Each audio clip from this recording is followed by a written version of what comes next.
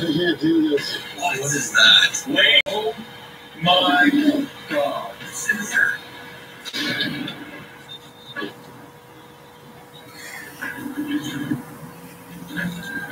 There are things in this world that we will never fully understand. We want answers. We have worked years to build our credibility, our reputation, working alongside the most renowned professionals in the field, capturing groundbreaking proof of the paranormal. It's working! I can't give you an explanation. This is our evidence, our ghost adventures.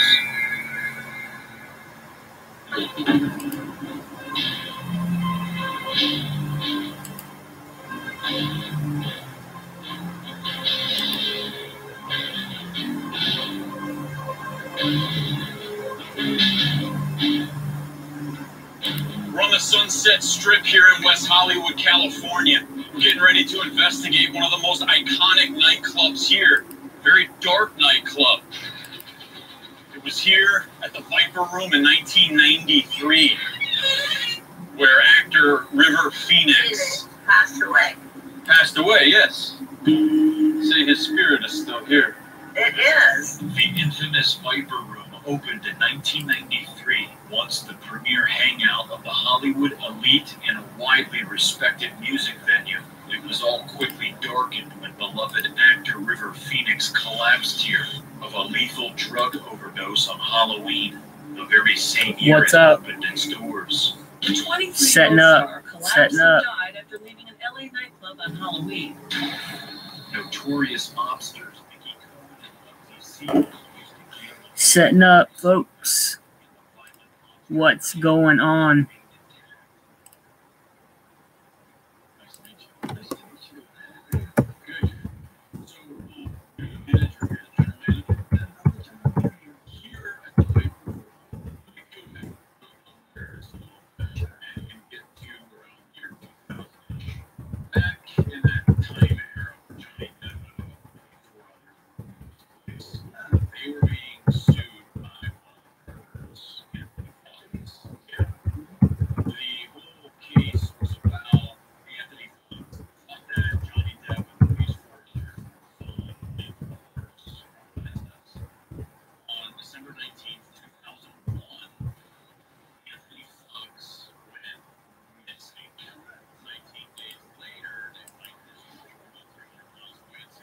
Hope everything's all right. Just getting set up here.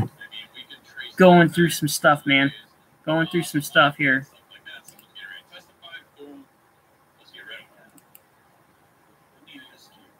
Hope everybody's doing good.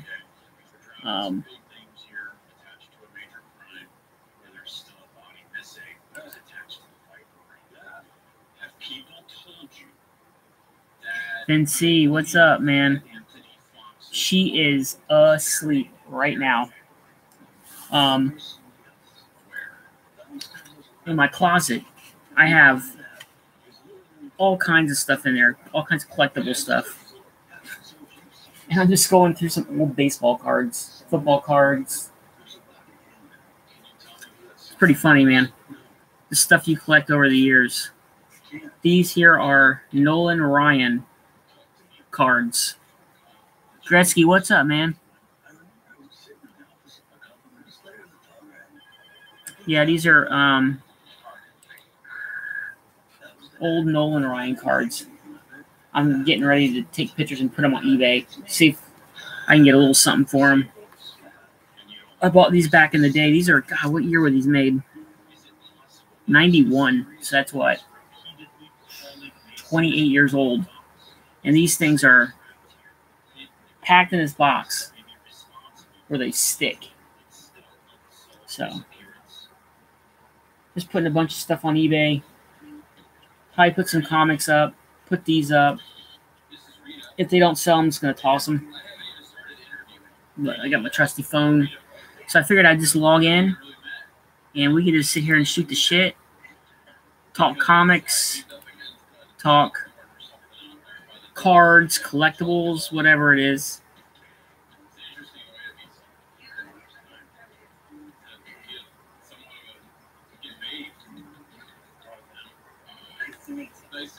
Nolan Ryan Cardell. I don't know. It's Nolan Ryan, the baseball player. He had his own baseball card set back in the day. 91 from Pacific. I probably have two complete sets, maybe, if not more. There's a shit ton of cards, but I'm just going to throw them up. J-Rod, what's up?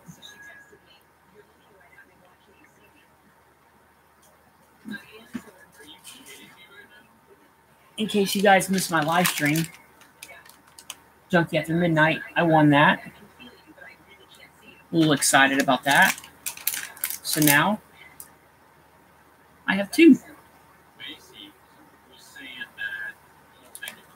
So, yeah, that's awesome.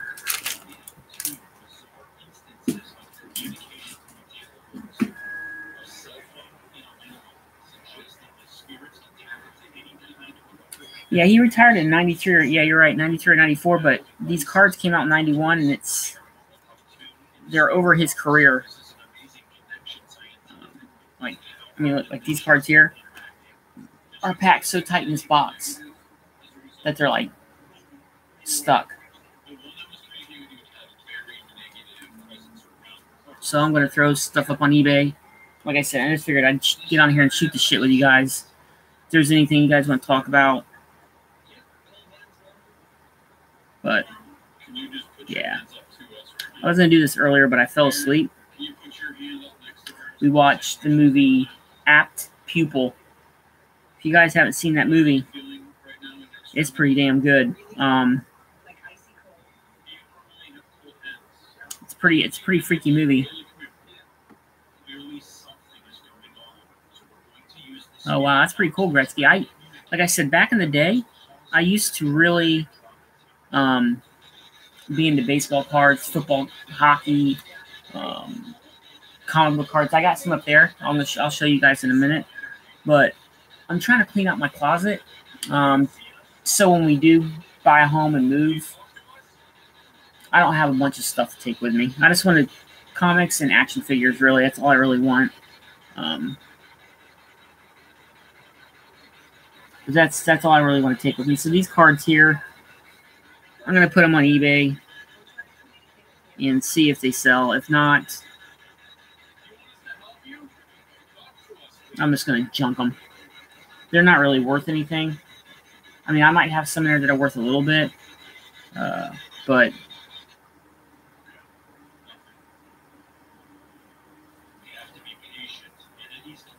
they're not worth anything. I mean, somebody that collects cards would like them, but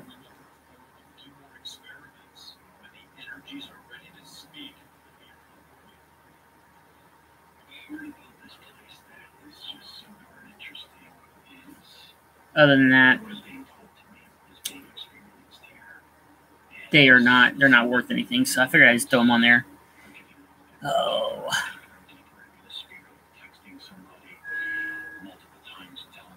Wow, $2,000 for his rookie card, second year card. That's nice, man. He's got 7,000. I don't know how many I have. There was a guy I worked with. He collected baseball cards, and I gave him probably 2 big boxes full, and yeah, so I still have all these left. So I'm just gonna, like I said, I'm gonna throw them on eBay. And see what happens. I'll leave them up there for like a week. If not, at the end of my vacation, I'll just take them out and throw them in the trash. I'll leave them outside, and maybe the garbage guys will take them and they'll want them. But you're watching me live, putting them on eBay.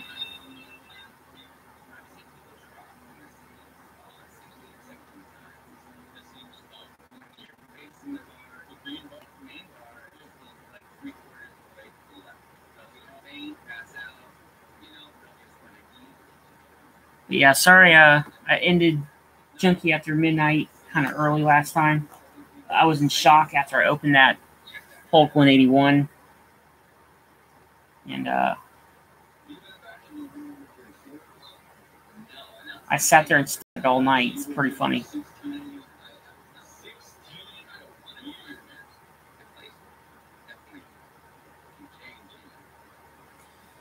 Alright, let's see what we can do here. Tat Comics, man. What's up, brother? Haven't seen you in a long time, man. You must have took a... I know you took a little bit of a break, but I haven't seen any vids from you in a while. Welcome back. If you... Or welcome, back to watching my vids, man. Appreciate it. Tat Comics. Always awesome to see him in the chat.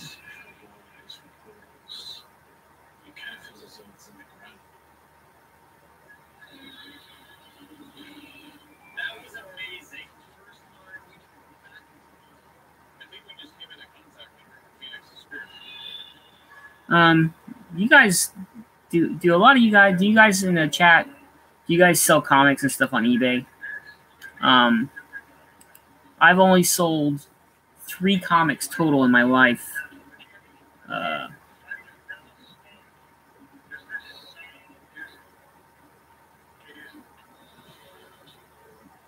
And that's about all I've ever sold. 2 Thanos 13s and Preacher #1 are the only comics I've ever sold on eBay. So I'm trying to get more into just getting rid of stuff, man.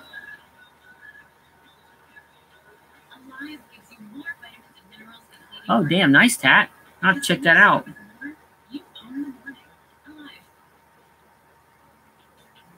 Say there was a place, the perfect place for the everyday things you need to take care of around the house. The squeaky hinges turned out. The toilets that run and faucets that don't. That perfect place wouldn't be a warehouse. It'd be just the right size. It would be in case, around the block, what you need in stock, with people who know their stuff. Look, to the home convenience store. Ace is the place for that. Let's be honest. Every insurance company tells you they can save you money. Save up to 10%. But yeah, I really don't sell that much, so I figured I'm going to give it a try. Get rid of some stuff, see if I can make some money. You can't believe this insurance employee wants you. Seriously, send your email address to yourself. No events.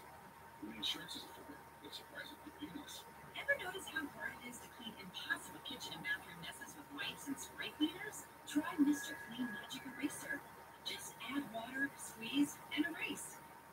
Mr. Clean Magic Eraser works great on burnt-on food in the kitchen. It's perfect for cleaning stubborn bathroom soaps and even on glass. And it even removes 4 times more permanent marker or spike. Try Mr. Clean Magic Eraser for your impossible kitchen and bathroom messes.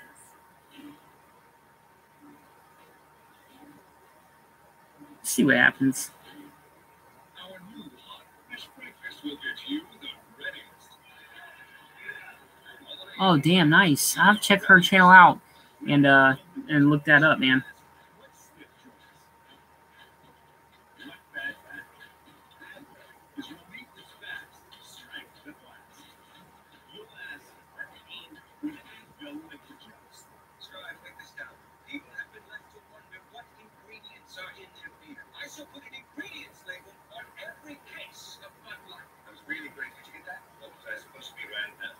Introducing our new ingredients.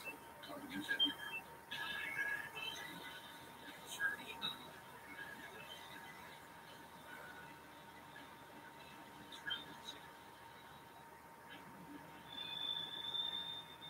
Watching Ghost Adventures, one of my favorite shows.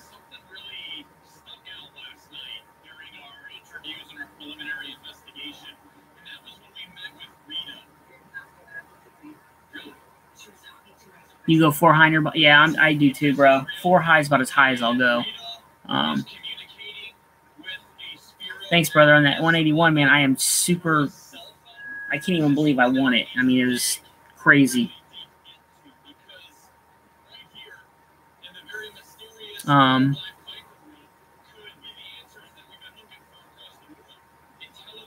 Oh, awesome.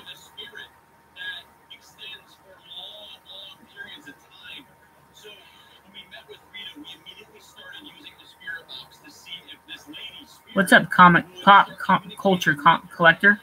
Doing good, man. Just figured I'd get on here and just shoot the shit. Talk comics, talk baseball cards, whatever.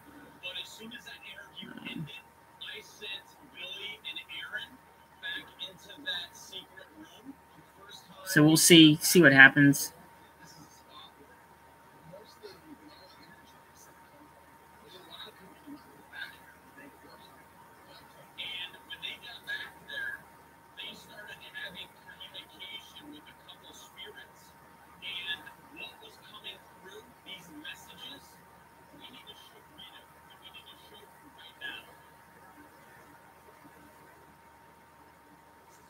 But yeah, just putting some cards on there, see what happens. I'll probably go through my comics and start putting some things on there. Just books that I don't read or I don't really collect, and see if I could sell them and put towards my goal of my X-Men run and X-Men #1. That's the big book I want this year. So if I could sell some random books to help with that, I'm going to do it. Yeah, man. Awesome, Tad. Appreciate that, brother. Yeah, I can't wait, man. Yeah, take your time. You having a piece of your art would be icing on the cake for my collection. So take your time. I know you're busy. You got work, family. This video is brought to you by Coke Zero.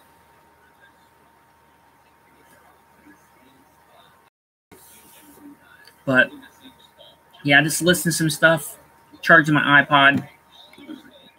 I'm on a new diet. Lost 13 pounds so far this year. Started on January 1st. My Wolverine collection, I am complete on volumes 1 through 7, and now I'm just working on miniseries and one-shots. But my Wolverine collection is almost done. There's a shit ton of like little miniseries and one-shots. That's probably going to take me a while to get them done, but for the most part, all the volumes complete. So super excited about that. Super excited about that, my man.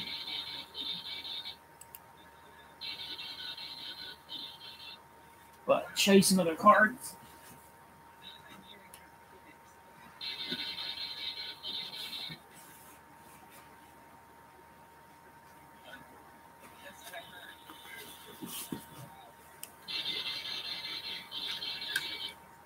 I have these little sets here.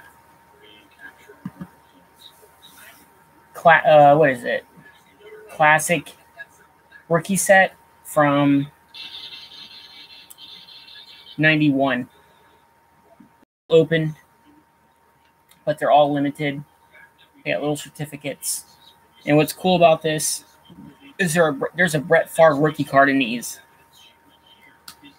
They're all complete, and I got four little sets. So I'll throw these on eBay, see what happens.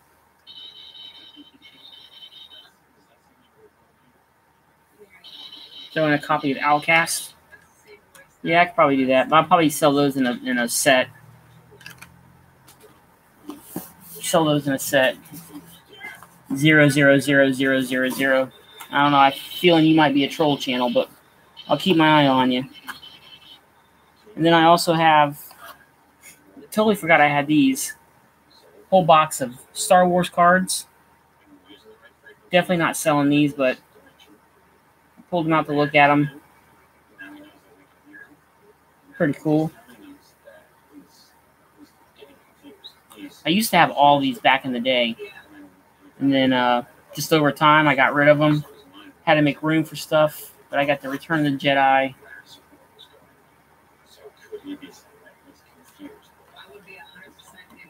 A lot of troll channels lately. Oh, okay. Not a troll, just a little joke. Yeah, I have 24 copies of Outcast 1. So I might throw sets of that up, like, because I think I have 20 copies up through issue 10. So I might put up like little lots, like 1 through 10, for like, I don't know, $20. See if they sell. Just to have them up, just to make some room, and to put the money towards my X-Men 1 fund. Now, let me ask you guys about that kind of stuff. What's your opinion on that? I know there's a lot of talk now about flipping books, selling books. What do you guys consider? What do you consider flipping? I mean, what do you think flipping is in your opinion? To me, flipping is selling a comic to put towards the money towards another comic. So I don't really consider flippers that bad. It's speculators, and sometimes it just depends on speculation. I mean, if you're a collector and you speculate and you look and you got something in your collection, that's different. It's the people that go out and buy all the books off the shelf that they think is going to be the hot book of the week and ruin it for the other collectors. Those are the speculators I don't appreciate. So what's your guys' opinion on that?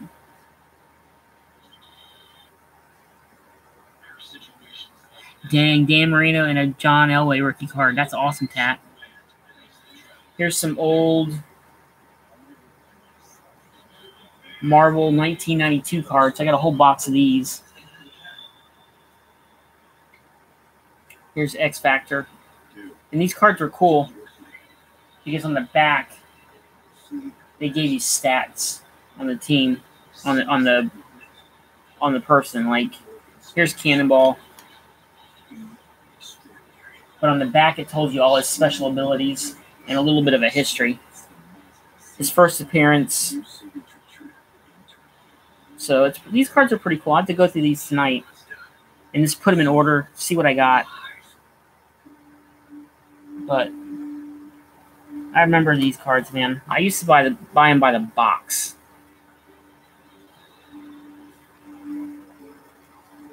Here we go. Here's here's Carnage.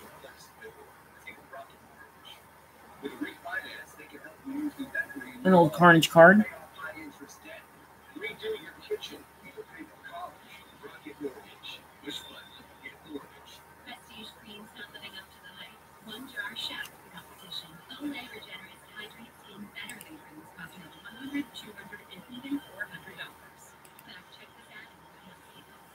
Can you guys still see me and hear me? Because it looks like it's acting weird.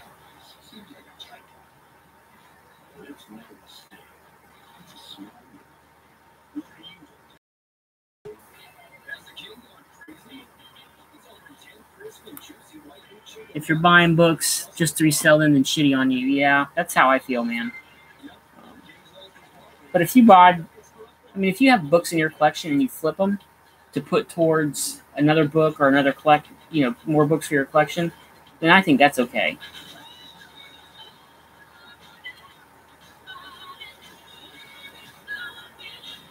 Found some awesome little Spider-Man cards here.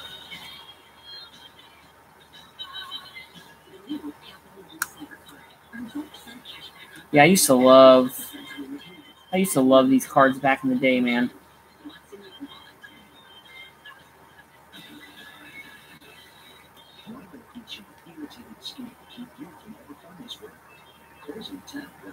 Okay, cool. Thanks. Hey, what's up? OMG. Good to see you here, brother.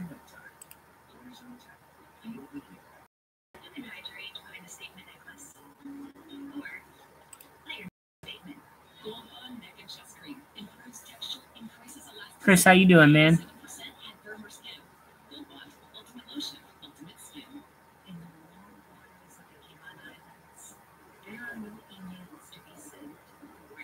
Yeah, you're right. I just, I only sell books if I like I said, I haven't sold many at all. But if I do, it's strictly to put back towards my collection to buy more books. OMG says he's always here, but he's silent. Sometimes that's the best. I do that a lot too. I do that on videos. Like if I watch a video, a lot of times I watch it on my TV and I can't comment, so I just watch. And then if I have a chance, I'll go back and comment later. But for the most part, I just kind of watch.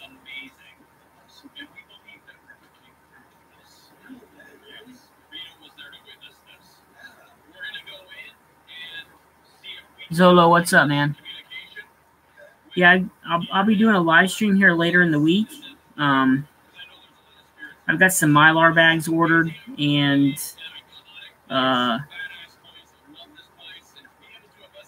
some black plastic short boxes. I bought a lot of 10 on eBay. I was going to buy 20, but I heard mixed reviews on them. So I'm going to order 10, see how they are, and then if I like them, I'll order some more.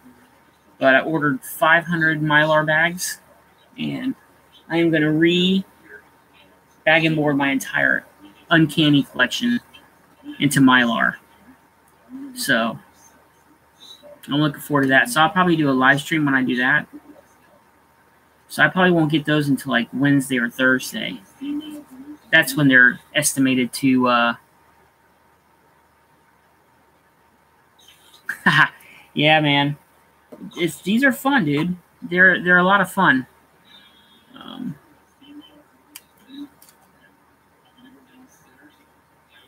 I like old cards, man. They're fun. They're fun to collect. They give you like a lot of history. Like these. God, I got a lot of Carnage cards, man.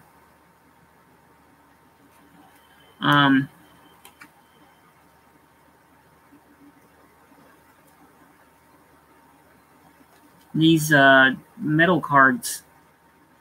These are pretty cool. There's Spider-Man 2099.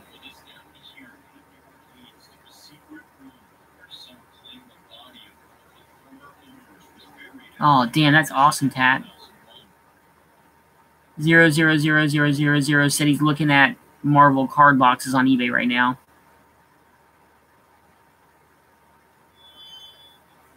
Mylar bags. No, Mylar bags are the way to go, man. I'm telling you. I did a video a few years back on, oh, that's cool, Galactus. On Mylar versus Polybag. And I did a breakdown of price. And well, the original reason I did the video is because there was another YouTuber that was saying Mylar bags are good for 30+ years. Just depends on the condition, the atmosphere your collection's in. So I pulled out some books that I had gotten from like a flea market, or they were books I got off eBay that still were in the original bags, and you could tell that the bag was shredded. The backboard was brown. So I did a breakdown. Oh, awesome. Ghost Rider. I did a video breaking down the price of the difference, what the price would be for Mylars and for Polys. And, you know, Mylar bags are, once you get them, they're good forever unless you rip them. It's just you got to change out the boards. But if you get fullbacks, I don't think you really have to change them out. I mean, I'd check them, but I think they're good. And it came out actually cheaper than, in the long run, cheaper than polybags by almost double. You save like double the money. Okay, the real Ken Brown. Oh, there you go. What's up, Ken? Yeah, I remember that. People were saying put him in Tupperware bowls, boxes, and shit. It's funny. Ken Brown, man. It's been a long-ass time, brother. Tat says, yeah, these cards are pretty cool. And on the back of these cards, well, some cards are different. These are Marvel 92 Origins. And like, here's the Hulk. And then on the back side, it gives you a little bit of his origin and the cover of his first appearance, which I thought was pretty cool. Here's Spider-Man. And on the back is Amazing Fantasy 15. So I have different types of these cards in here, which is pretty cool. And then I have these Flasher metal cards. Here's War Machine. So pretty cool. Here's Black Widow. This is first comic book Estate. There's Black Widow. Here's Carnage. But I got all different types of these cards in here. So I'm just kind of looking through them. These I'm not going to sell. These I'm keeping. These are for me. Oh, here we go. Darkhawk. Who doesn't love a little Darkhawk? Beyond the Blast Doors. What's up, man? What's going on? Awesome, dude. He's going over show notes. Here's a good one. Here's Thanos.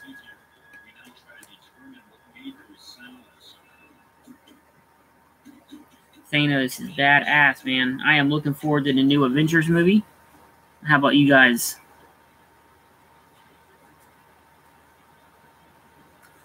I am so looking forward to that.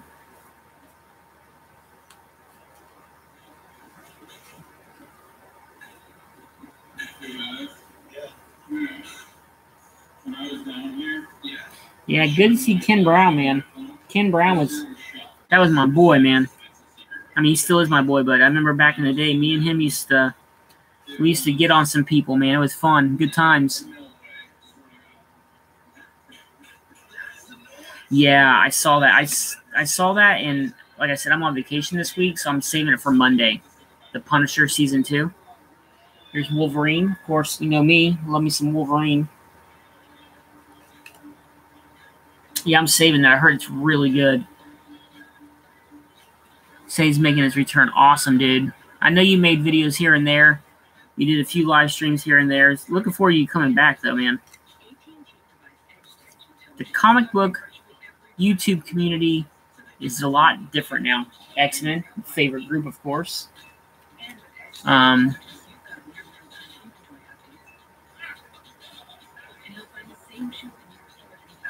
Yeah, these are nice cards, Tat.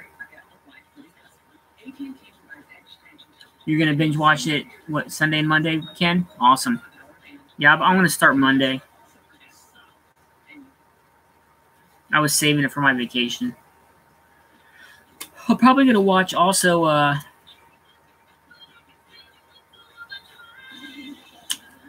that Sabrina show. I heard that's pretty good. Have you guys watched that at all?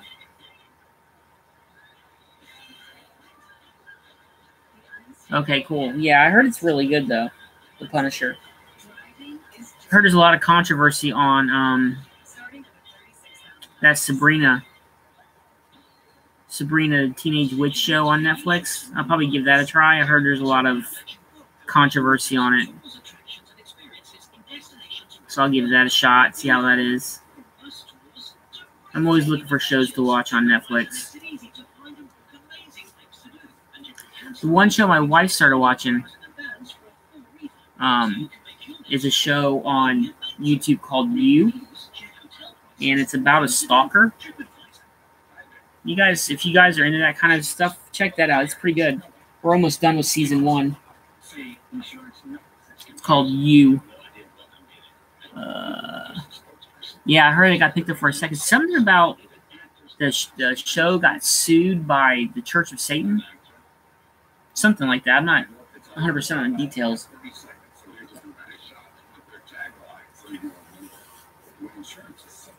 Something about they got sued for using a statue. The son of Satan. The Satanic Church's statue or something. And they didn't get permission, so they got sued. So I'm curious. It has a really dark tone to it. So I'll give that a shot. Other than that, I'm just going to be in here organizing, going over stuff.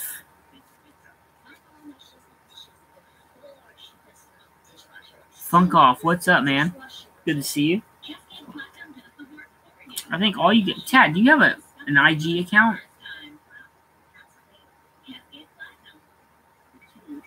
I think most everybody else in here has got an IG. I know Ken does. I know MG, Funk Off. Gretzky's got one. Who else? Beyond the Blast Doors has one. Vinci. I don't know if Vinci does. If he does, I haven't seen it. But, yeah, man. IG it's fun because you can go through books in your collection or whatever you collect, cards or action figures, whatever, and you can put them up right then on IG. Whereas, here you got to make videos and stuff, which I don't mind making vids, but like I said, the comic book community is a lot different now. Oh, awesome. Hobgoblin.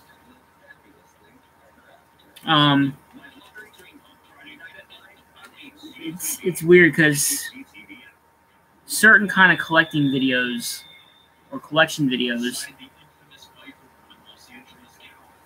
how do you say this, get more views and more subscribers than like channels like mine. My channel's kind of died. I mean, I appreciate all you guys for tuning in, but for the most part, my channel is pretty much dead. I used to get 600-700 views per video. Now I'm getting like 100. Some of them don't even break 100 yet. I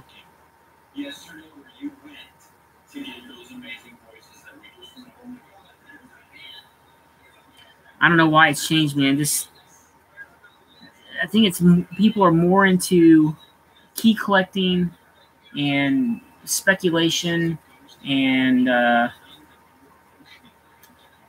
where channels like mine, I do get keys sometimes, and I don't speculate.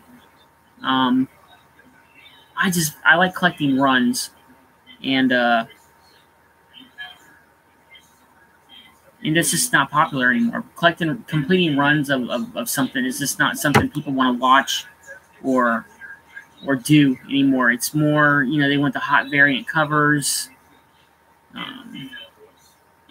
They want to watch the speculation videos and stuff like that. They just don't really watch channels like mine anymore, which I'm okay with. If I get a couple views, I'll still make videos because I don't really edit a lot of my videos.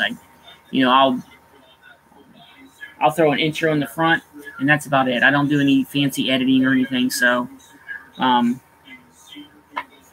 my channel's, I consider it dead. I have what is it, 2,200 subscribers or something, and you would think that I would get more views than I do, but I really don't. And I'll still make videos. I still do these live streams.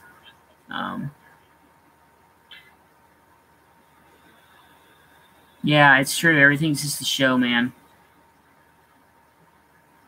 Okay, Tat. Yeah, I saw that I wasn't following you, so I subbed you up on IG. Vinci says he collects 90s independent comics. No one wants to see them. I do. I love going to the flea market and just finding good, good books or, good stories, or if I can find like books to help complete a run. I like stuff like that. I used to be into the whole, for a while there, I was into the whole variant cover or getting big books, but I like, after a while you get tired of it. You just want to collect comics just for the stories and for the artwork inside the book, and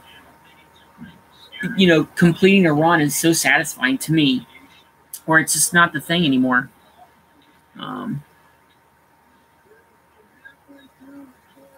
But yeah, it's just different now. Like everything's just like, it almost seems like everything's a competition now. Can I get more subscribers than this person? Can I get more views than this person? Can my show be better if I have 20 people on my show? I mean, if you have more than 2 people on your show, it just gets a little overwhelming, and it's hard because everybody's talking over each other, and it's kind of hard. Oh, here's an awesome one, Mephisto. And of course, all his stats are maxed out. It gets just too crowded to me. Where I like watching the show, that has like 2, maybe 3 people on it. And but that's just me. I'm weird. I'm weird like that. But I'll always make videos, and I make videos that I like. I don't buckle to people and be like, okay, well, I'm just going to show all keys, because that's not what I collect. I collect comics for the love of comics. And if I get 2 of you guys to watch my videos, then I'm cool with that. Or some people get discouraged and they get, they say, well, I only got 30 views or 20 views on a video, so I'm going to quit. Well, I mean, you got to think those 20 people appreciate your content. Those 20 views are 20 people that said, you know what, I want to watch your content, and I'm going to watch it. So you should be happy and, make videos for them people. If you only get 20 views, and you only get 20 views. That's just me, though. I'm the oddball of the comic book community. I'm the asshole. So, but I'm cool with that. I like making videos for like what I like. Oh damn, here we go. I got some like foily type cards. There's Ghost Rider. That's awesome. Here's Wolverine. Awesome. I love that. And who's this one? The Hulk. Little foil type cards.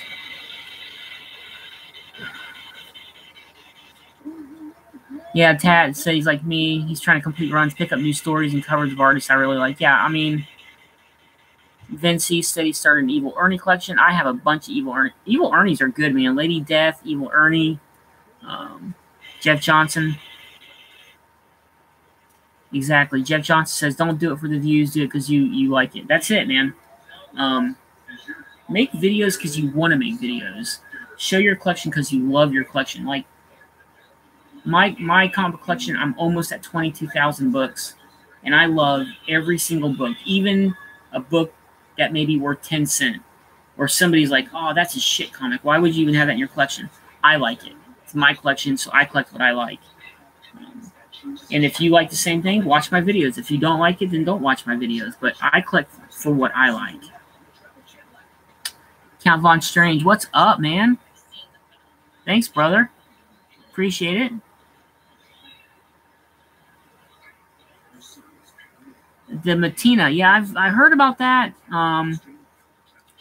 Here, let me show my Hulk 181 that I won.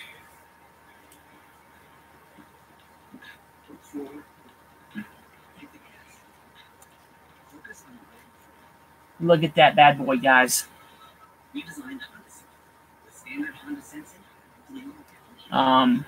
There's a place called on IG that Spider-Man booth, and they sell mystery boxes. And every Wednesday and Saturday they have what they call a grand prize. And if they sell 5 boxes, the grand prize goes out. If they sell 2 boxes, it goes out. So this week, today started a new one, and it's the gold edition of Venom 1 Lethal Protector. So that's pretty cool. But the Matina is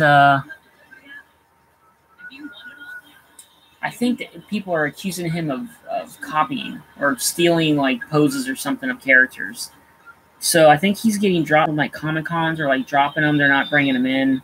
I believe that's what it's about. I didn't really read too much into it. I just saw some people posting on IG and on YouTube about how he's stealing, or other artists are claiming he's stealing their characters' poses and stuff like that. So other than that, that's about my extent on the knowledge of it. And I do know cons are dropping him.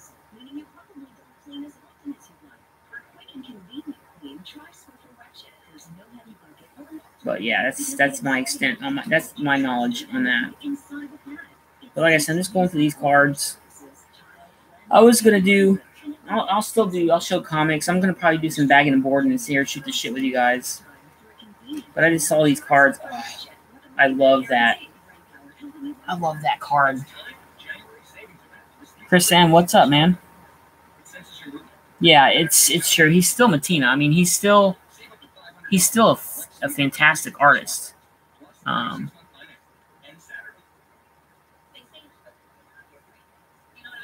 He's still a fantastic artist. I mean, okay, so he stole somebody's pose. I mean, really, who cares? I mean, I think over time, everybody steals somebody's pose. Oh yeah, these are the Fleer Ultra, the 95 Fleer Ultra. These cards are sweet. There's Cyclops.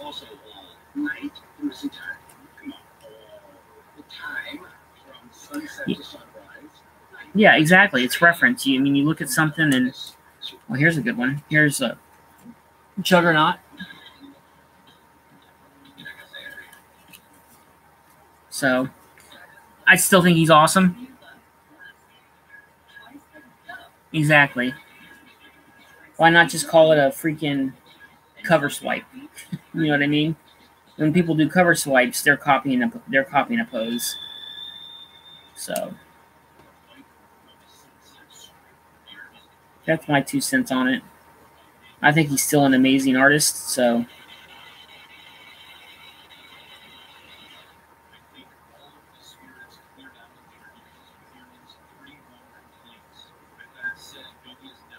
yeah, man. So I'm glad I busted these cards out. Like I said, I'm just throwing random cards on eBay.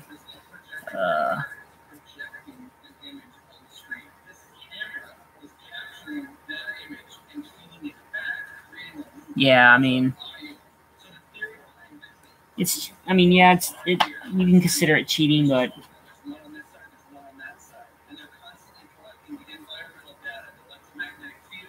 it still doesn't take away from his ability to draw. He's still an amazing artist. Oh, here's a good one. Apocalypse. I might have to go on eBay and see if I can pick these cards up.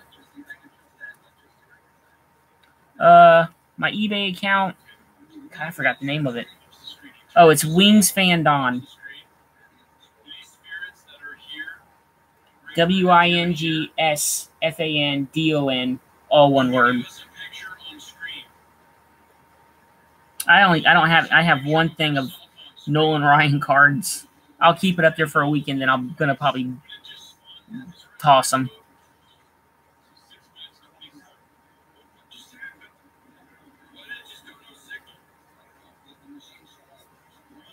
Yeah, he's,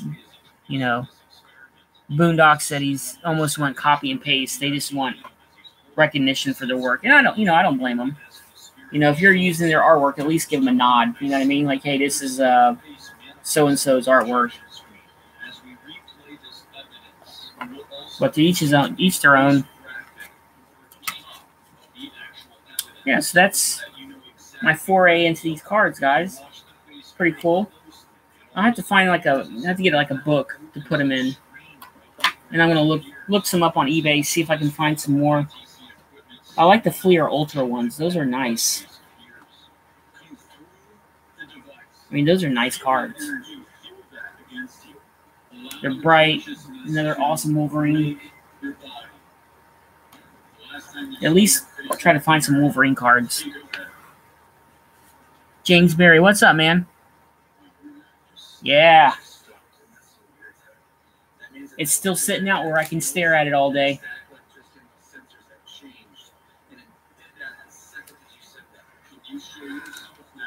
All right, brother. Thanks, Taff, for stopping by, man. Appreciate it. Get them kitties to bed, man. But yeah, this Hulk 181, man, I can't believe I won it. I'm a 2-time winner. And apparently there's only one 3-time winner. So the box that ended today was Wolverine #1 miniseries signed by Stan Lee. And I really wanted to get one, but I just didn't have the funds for it. And one of his posts, he said that jump in on that because there wasn't many he didn't sell that many. And their thing is no matter what, man, they put that grand prize in a box. If they sell 2 boxes, you're getting that grand prize. So, yep, that sucks. But oh well. I'm definitely getting more in the future. So,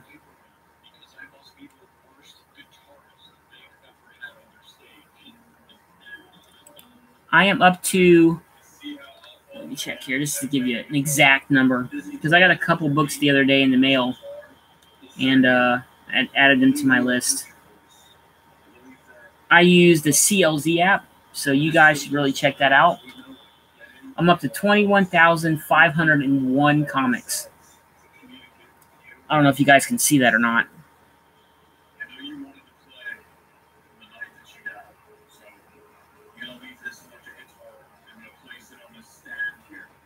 Yeah, man. Commissions are a big thing. Thanks, Funk Off. Yeah, 21,000, man. I can't believe it. It's a shit ton of comics. And like I said, you know, I have a ton of keys, but I love just comics, man. I love stories. And last night, I was up till about 6 in the morning, and I basically, my collection, I'm going to do a video on it. I've got all my collections separated by company. So as you come in my room, over here, this whole wall here is DC. So all my DC books are over here. And then I have all my independents on the back side where my video webcam is. And then I got 6 boxes of indie here. And then all of this and all of that behind me is all Marvel. So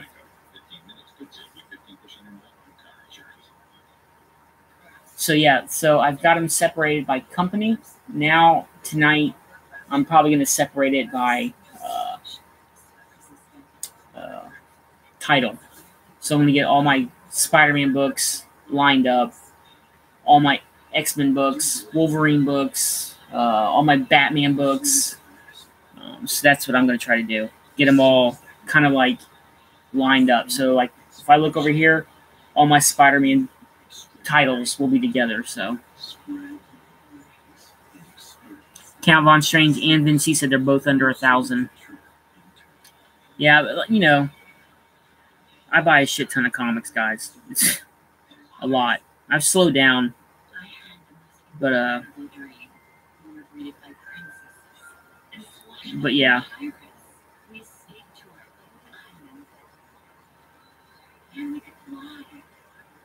But Chris M said he's going to go strictly alphabetical. Yeah.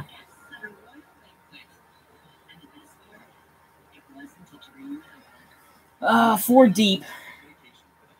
You know, I've noticed a few of the stacks are starting to lean a little bit, but for the most part, they're holding up. What I think I'm going to do is like every month, I'm going to rotate the boxes. So I'll put the bottom one on the top and just work my way around. Until I buy some more of the drawer box type deals from BCW and put them together myself, I'm just going to have to deal with what I got. I got some plastic boxes coming, and depending on how those work out, I may switch to all plastic. A bundle of 10 on eBay was $59, free shipping. So, and I have a total of, what did I have? I did a little, wow, these 80 or 85 long boxes. That's awesome, man.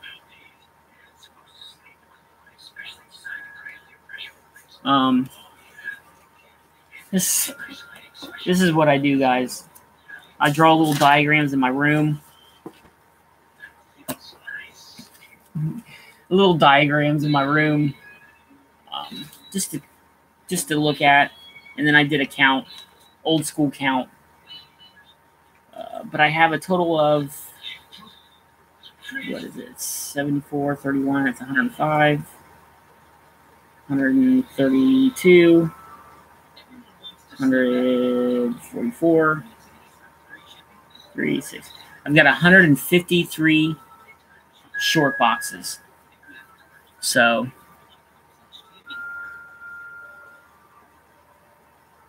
Vinci said Chris, you hate drawer boxes, huh? They're okay. If you get the BCW shells and build your own and like put them together with zip ties, they were cheaper, but they've almost doubled the price on the short box shells. They used to be $40, $44 for 10. Now it's $75 for 10. So they've almost doubled the price.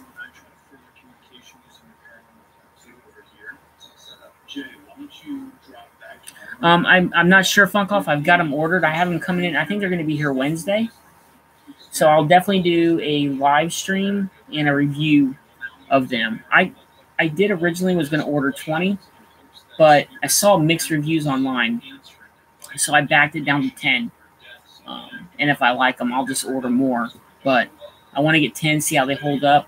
But they're sturdy. They have on the picture on eBay, they actually have somebody standing on them. Don't know if, that's going to work out or not, but we'll see. I mean, if they hold up and they're pretty good and they don't buckle, I may switch strictly to plastic boxes. But we'll have to see on that. I'll have to see how sturdy they are when I get them in. But I'll definitely do a live stream on them when I get them.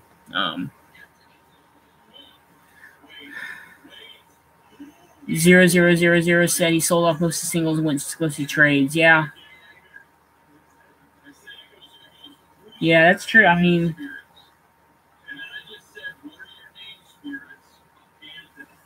yeah, I see what you're saying, about going strictly to trade.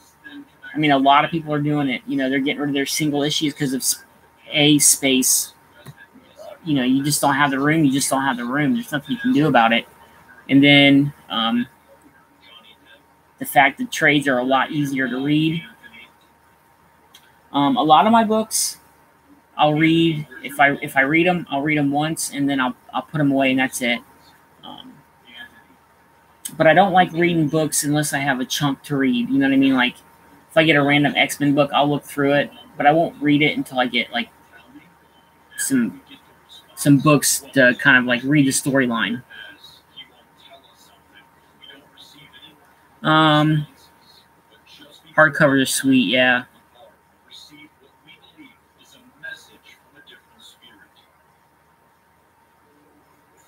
I have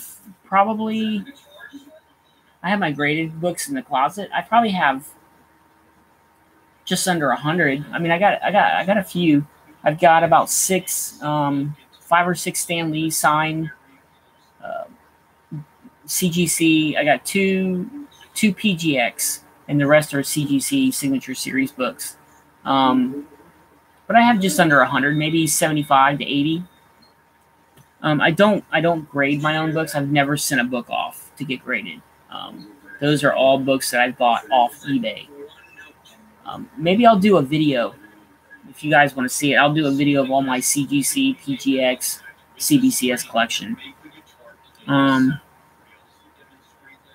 Yeah, but I do have a fairly good amount. I mean, not like some people on YouTube that have almost their whole entire collection of CGC, but I will never go digital. I know that. I'm not a big digital guy. I don't want something to ruin comics. So,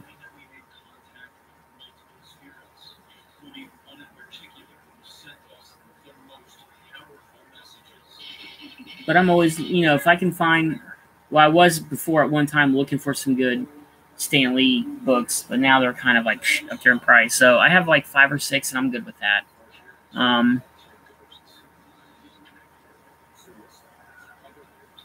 Count on trades, yeah. It's true. I mean, it's good to get some keys. Like, I'd like to get this graded. Not because I'll sell it, just to encase it in plastic and keep it safe. But then again, I might not. It's kind of cool that I do have it graded. It's kind of cool to have this one raw. But I've got like four boards in there, so it's pretty sturdy.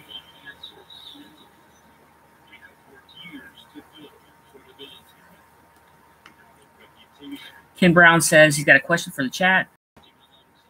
What are you currently trying to collect? For me, it is my Uncanny run. Uncanny X-Men, I'm trying to get from 100 to 544, and I am 135 to 544 complete. I only need like 25 books to complete 100 to 544.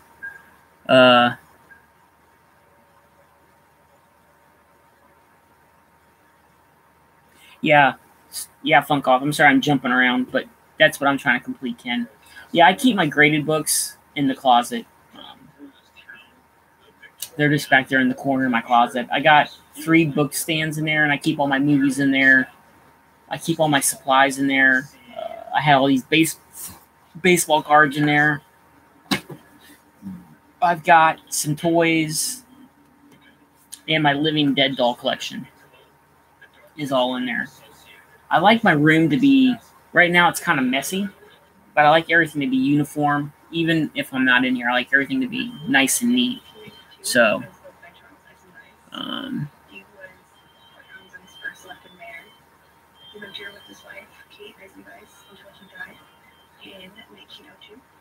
Chris M says he collects everything. That's how I am. I collect everything, man. If I find some books I like, whether it's a 10-cent book or 50-cent book or whatever, I buy it.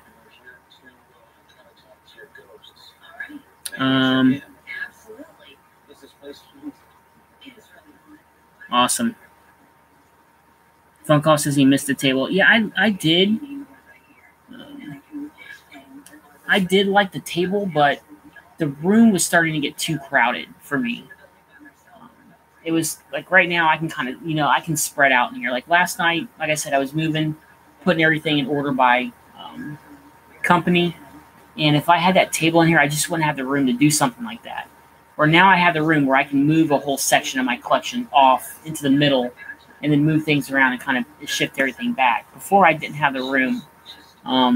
As for like making videos and like doing this live stream now, it'd be a lot easier to have the table, but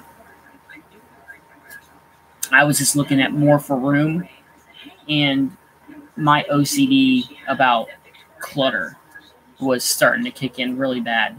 I just saw the desk after a while. It was like clutter, you know what I mean? Like it was in the middle and was kind of blocking everything. So just who knows? It might come back one day, but right now I like my setup now, and we'll see. Did I move yet? No, I haven't moved yet.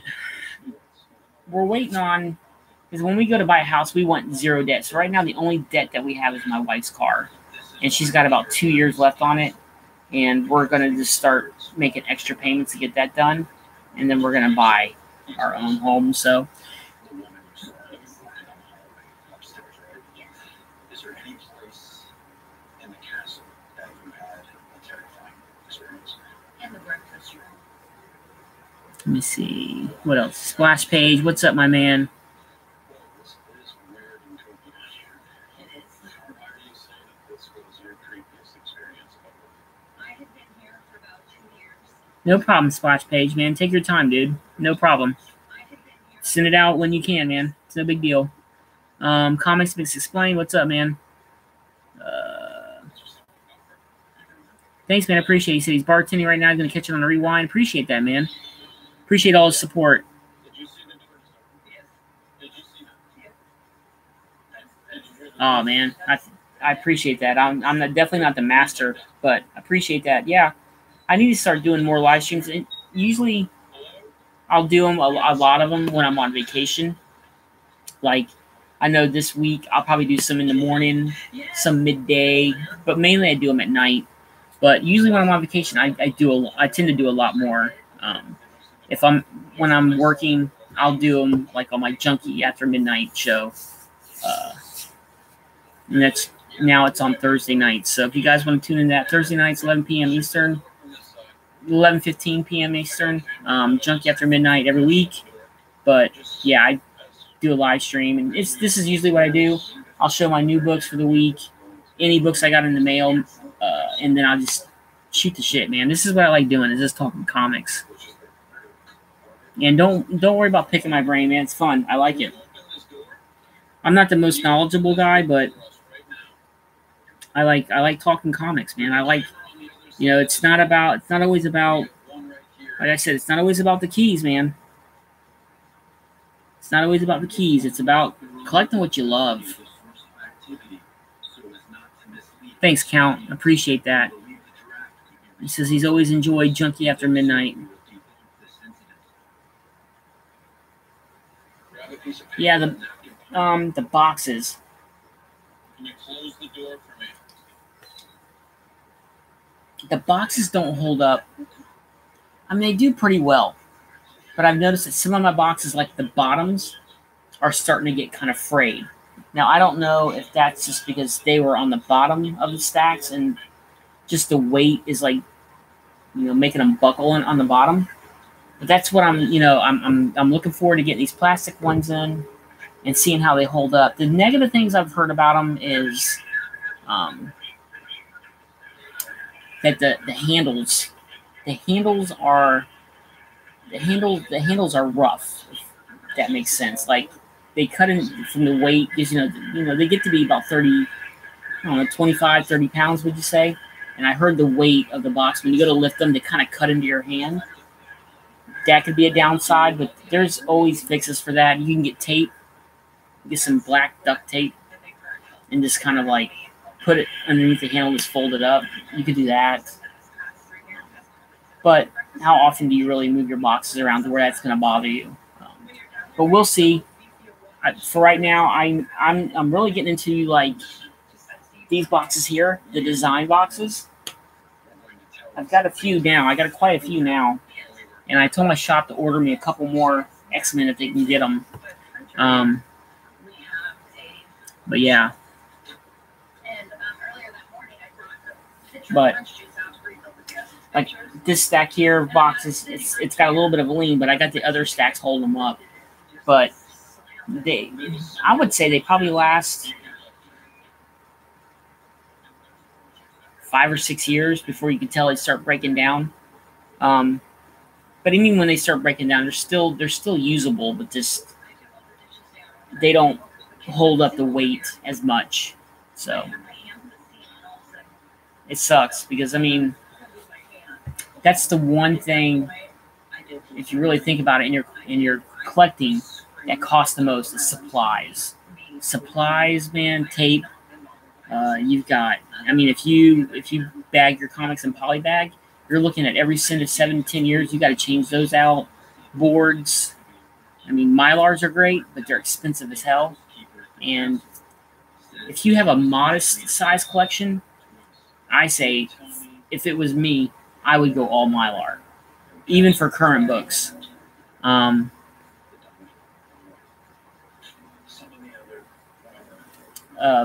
But for me, at almost 22,000 comics, you figure 100 bags and boards is cost. If you can get a good deal on eBay, like the bags I got coming in, I got 500 coming in, and it cost me $117. I think it broke it down to it was $11 for 50 or something like that. It was something like that. If you can find deals like that, it's still at 20. It's $117 for 500. So double that'd be $234, and then multiply that times 22. So if I did it all in one shot, it'd be $4,000. So what I figure is I'm going to do is I'm going to do it in sections. So this week I'm going to do all my Uncanny collection, and then maybe next month I'll do all my Wolverine books, and then I'll do all my Thor books. And that's what I'm going to do, is just do it in sections to kind of help with the cost. Unless I win the lotto, then I'll do Mylar. Yeah, you should really invest in it, man. I love Mylar bags, man. They just make it pop. They just make the book pop. It's weird because it does makes the colors pop, and it doesn't show the defects as much as in like a poly bag. Ken Brown asked me my favorite run, of course, has got to be Uncanny X-Men, man. I love all the stories. Inferno, Fall of the Mutants, just so many great storylines. So Uncanny is my favorite.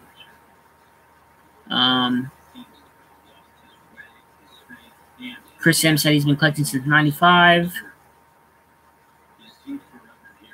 Yeah, I mean, it just really depends. I mean, polybags can't, they can last a while if you. I don't know, man. It's just weird to me. I tend to notice that they start to get that wrinkle on them.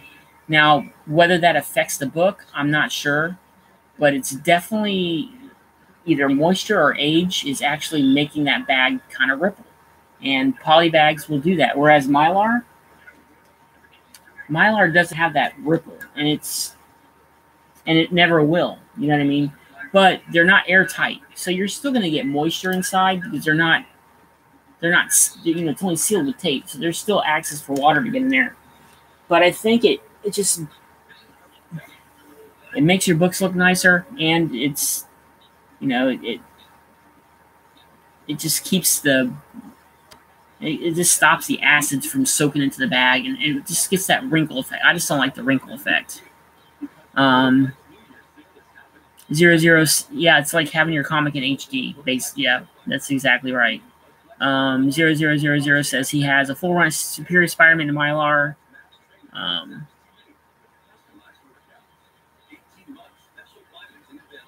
Yeah, and he says if he keeps it, he'll keep it all in Mylar. And it's worth it to spend a few extra bucks. If my collection was a lot smaller, I would definitely switch all over to Mylar. But that's just me. Some people like polybags, and that's fine too. There's nothing wrong with polybags. I mean, 90% of my collection is in polybag. And the polybags I think they make now are better than maybe the polybags from 5-10 years ago. So they may hold up a lot better. Yeah, the new ones have that wrinkle. They have a little bit of a wrinkle out there.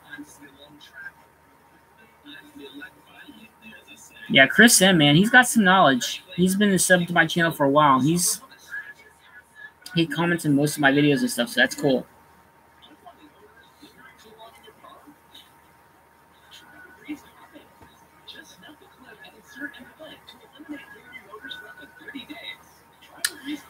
Ken says he's in Toledo and it's snowing. He's got a 6-pack and watching on the big screen.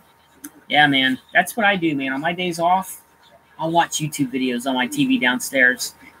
So if you guys make videos and you don't see me comment, I'm always watching, especially if you're online.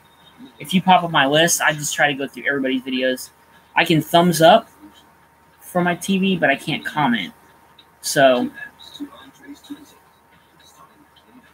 and I'm here in good old Tampa, Florida, where it's about 45 degrees outside. It's nice. Nice thing about Florida during the winter is I have not worn a pair of jeans all winter. I've worn shorts every day. So it's pretty funny.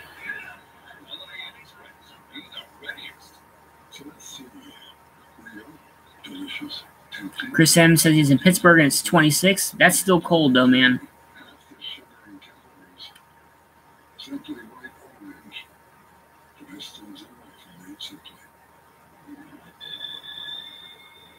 Yeah, Vinci says collectors nowadays didn't collect as a kid.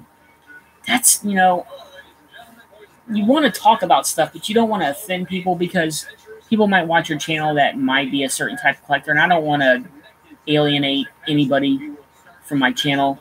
Like, collect comics how you want to collect. If you want to collect all keys, collect all keys. If you want to collect variants, if you want to collect just cover artists, whatever it is, just collect what you love and just be happy with your collection. Me personally, I like collecting runs.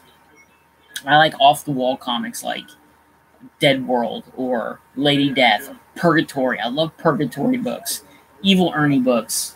I love collecting runs. So, but I think people now I think most of the collectors now, they're doing it more. It seems like they're doing it more for like an investment type purpose, which is cool.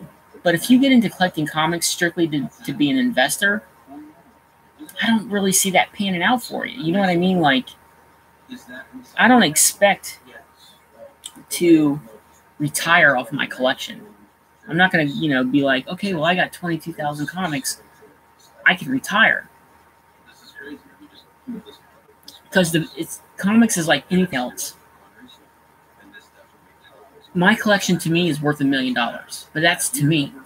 To Joe Blow down the street, it only might be worth $5,000. So you're only going to get for your collection what somebody else thinks it's worth. And you're never going to get top dollar. So that's why you don't go into collecting as I'm doing this for retirement. Because if you do that, you're going to fail. Go into it because you love comics. And hey, if it's worth money, boom, that's a plus.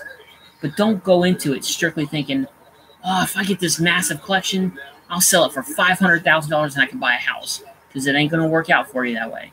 Unless you have 5,000 of these, it ain't going to work out. So collect what you love, man.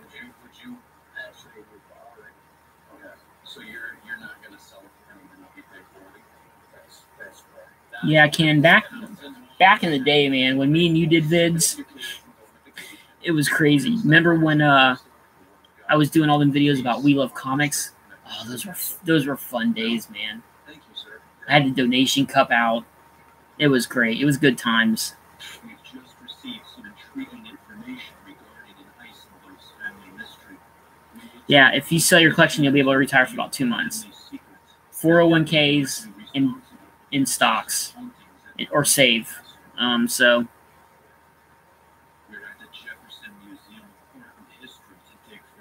Yeah, Ken, I remember, man, you got beat up pretty bad, dude.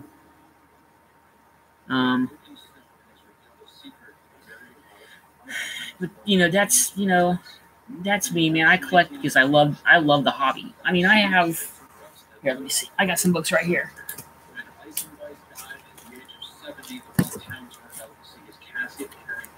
I mean, I have romance comics. You know what I mean? I don't care. I think the cover's pretty cool. And these are hard in romance comics are hard to find in good condition. Secret Hearts. The covers are pretty funny. If you read the captions, they're pretty damn funny. I have those. I don't care. Oh, one big find I did find at the flea market for 33 cents was this. I've shown this a long time ago. The 9/11 tribute comic, I found that for 33 cents. But I collect comics because I love comics. So yeah, I have romance comics. I don't care. It's fine. If somebody thinks, I'm an asshole for having them, then I'm an asshole. Who cares? Yeah, or you can do a slip and fall and collect some insurance money. But yeah, man, I love comics. I don't care. I have Walt Disney comics. I have old Golden Age War comics. I have Golden Age humor comics. I have Golden Age crime and suspense story comics. I mean, I have everything. Here's one of my favorite war covers. Love that cover. What else do I got over here? Let me see. I need to get when I go to the shop on Wednesday, a magazine size box. Okay, here's my, here's another awesome cover from 1953. So, I collect everything. I just love comics. Chris M says he's got that cover sweet. Yeah. Vinci likes comics from all genres. Exactly.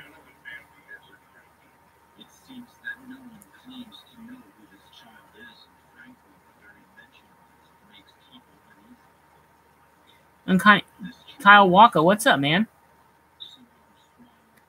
yeah, I mean, who cares if somebody thinks your collection's trash? Do you love it? That's all that matters. Look, I got the whole run of Cowboy Ninja Viking. I got the whole run, all in Mylar. That's an awesome story. I don't care. I like it. Somebody else doesn't like it, it's not their collection. That's what you got to tell yourself. Oh, I have a shit ton of Golden Age Dick Tracy books. I mean, a shit ton of them. They're in, low to mid grade. I don't care. I like it. Here's a Dick Tracy Tasty Freeze comic. Golden Age. I love it. All in Mylar, of course. You got to put your Golden Age in Mylar. Here's some more. I mean, look at that cover.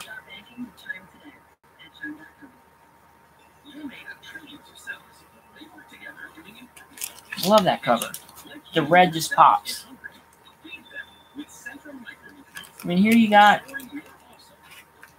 one guy choking out another guy in the water while they're being shot at. I mean, how can you not like that? So, collect what you like, guys. It's your collection. Who cares what other people think? But that's just some of the Golden Age I have. I have more, but they're all about my room.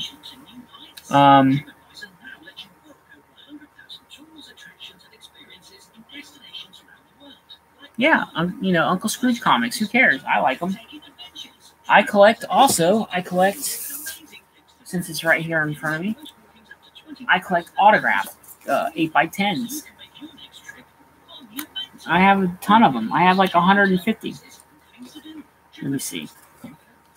Here is a cast signed Chernobyl Diaries 8x10. I tell you guys, I collect everything, man.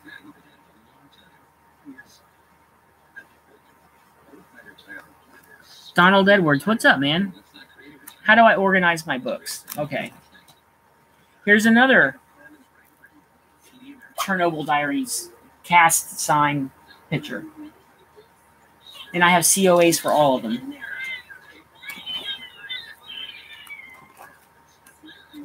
One of my favorite horror movies. Cast sign Paranormal Activity. But I collect all kinds of stuff, guys. How do I organize my books? Okay. Right now, as of last night, I changed all my collection. I have all my DC books together, all my independent books, and all my Marvel. And then I have them in the boxes based on title. For instance, I have all my Spider-Man titles together in boxes. I don't have like Spider-Man and Thor or Spider-Man and Daredevil mixed. Unless I have enough of each character that'll fit in one box, if that makes sense. Like if I have 75 Daredevil and 75 Thor books, then I'll put them in one box. But for the most part, I'm keeping my collection strictly by character in the boxes. Like all my Wonder Woman books are in one box together. So that's how I organize. But last night I officially got all my DC books in one section, my Independents and my Marvels all separated. So tonight I'm going to go through and put them by character. So I'll get all my Spider-Man titles lined up, all my X-Men books lined up. Like here, I have 2 more Uncanny boxes that I need boxes like this for. But all my X-Men books, Uncanny X-Men books, are right here. So, for me, when I go to look, I'm like, okay, so all my Uncannies are here, so I know where to go. I'm not, like, looking all over my room for different boxes. And then I use these index card holders. They're plastic, they're clear, and they have sticky on the back. So you put them on your box, and then you put an index card in. And then you can index cards are cheap, so you can scribble on these. You can put whatever you want on them. And then what I do is on the top, I put a little piece of tape, I tape it to the front and then fold it over to the back.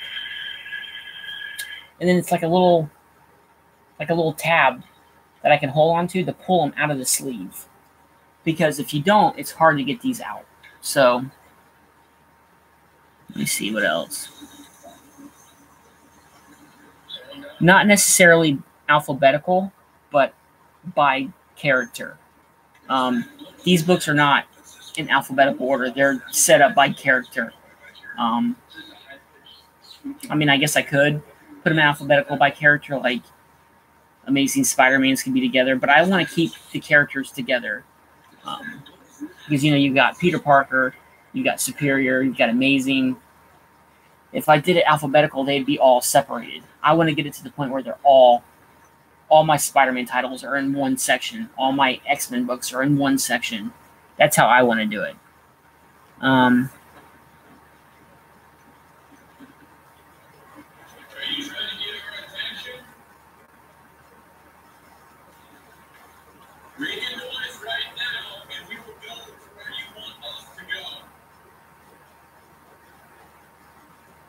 Yeah, 70s TVs with 70s, 80s movies are awesome, man. Miss Haley is in the other room asleep, as is my wife. They're both asleep in the other room. I have insomnia, so I stay up late. Like last night I stayed up till 6 o'clock in the morning organizing. I took a 2-hour nap, and then I got up and did 45 minutes on the treadmill, and I've been up ever since. I'll go to bed again, probably about 6, sleep for a couple hours, do the same thing over and again.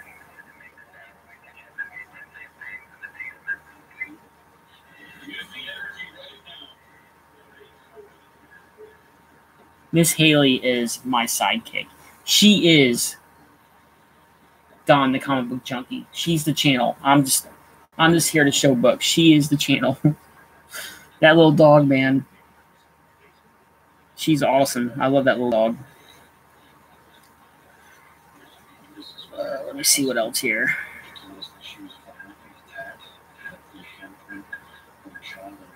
Yeah, man, if you guys aren't on IG, you should check it out, man. It's fun.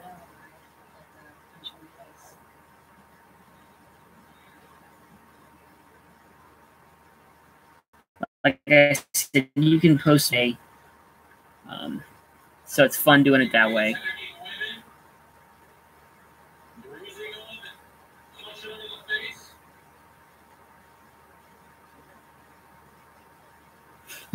I'm the white version of Kim Brown. That's funny, man.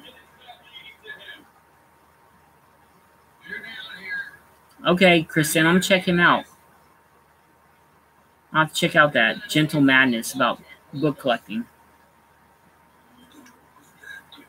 I might check him out tonight.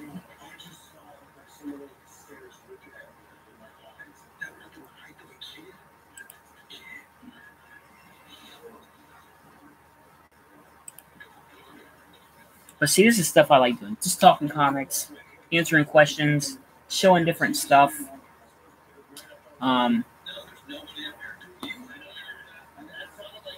Yeah, I'm excited to get my Mylar bags in, man. I really want to switch over and see how it goes. I wish I would have started that sooner than later, but oh well, what can you do?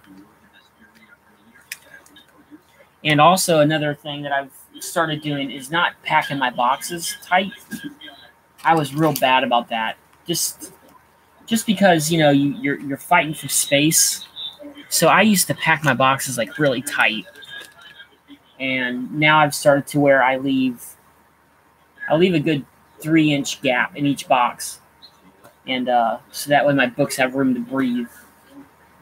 But I was really bad about just stuffing the box full.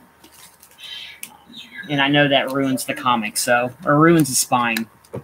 So now I'm trying to get better at just being more conscious about packing my boxes that tight. Because I know it's bad. The Living Dead doll collection, man, it hasn't grown any. It's stayed about the same. I think 30 total now is what I have. And they're in the top of my closet staring at me now. I had to put them in the closet because my wife couldn't stand seeing them. They're creepy, man. Do I like the current run of X-Men? I think it's pretty good. They've pretty much gotten rid of almost every X-Men title. I just learned last night that Weapon X ended like 2 months ago. Because I was like, God, I haven't seen a new Weapon X book come out in a while. And then I looked it up and it's done. So,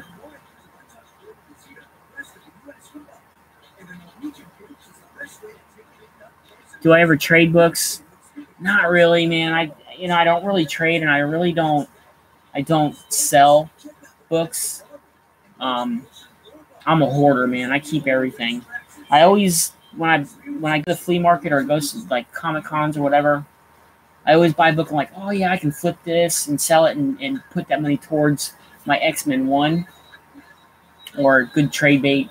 But I never end up doing that. I give out AOKs and I'll give people books, but I never really trade or sell. I wish I could because I could sell some of my collection and probably buy an X-Men 1 next month, but I just never really do. How about you guys? Do you guys like trading comics? Do you guys like selling books?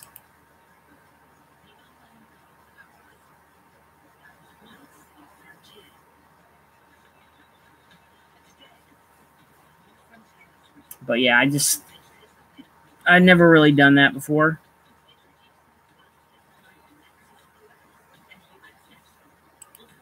I'm checking to see if I'm subscribed to some people, so sub each other up, man. I know most of you guys are probably sub to each other, but sub each other up. See, like Donald Edwards. I just subbed you up, brother.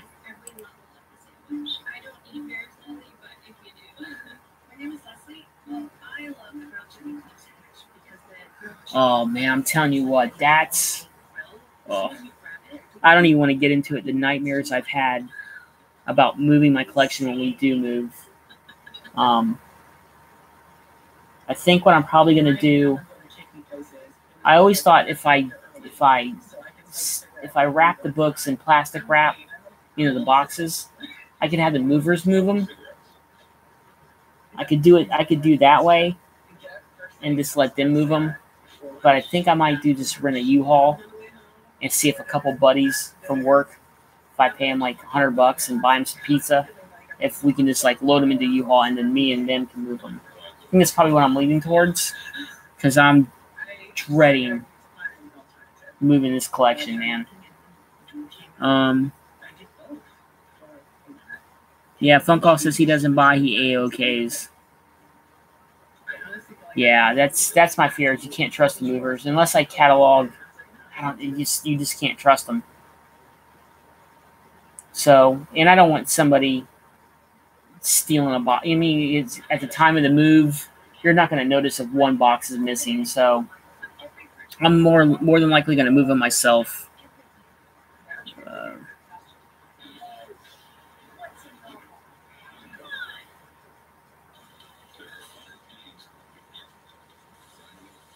Yeah.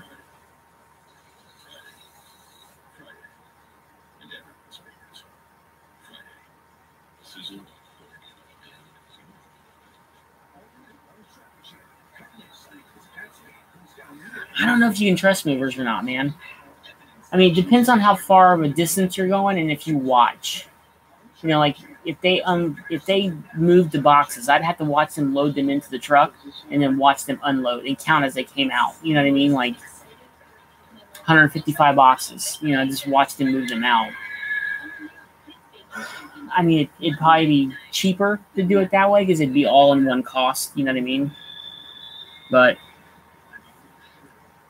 so Donald Edwards says he's got about 800 books he's looking to unload. Yeah, hit me up, man. Let's see what we can work out. Maybe we can work something out. I don't know. We'll see.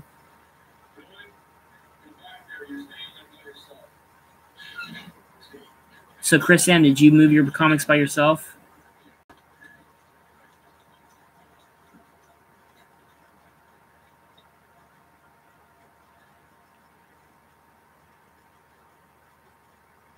Oh, that sucks, Ken. He said he moved and a bottle of dish soap fucked up his Defenders run. That sucks, man. Yeah, you gotta watch them books, man.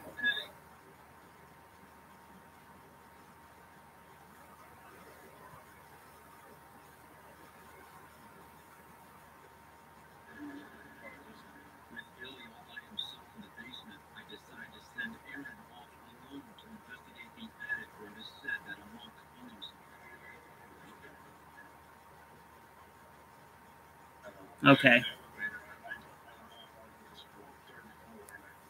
So Chris M said he just, yeah, it's easy for them to load up, man. They have those my collection's upstairs because we have a townhome, so it's upstairs, downstairs, and I remember Hurricane Irma that came through like 2 years ago, and we thought it was going to be a Category 5. And I remember me and my wife were going to evacuate, and I didn't want to leave my comics upstairs, so I started to move them downstairs. Because the way our townhomes are, we have a big lake behind us, so it wouldn't flood. So I wasn't worried about flooding. That's why I was worried about the roof blowing off.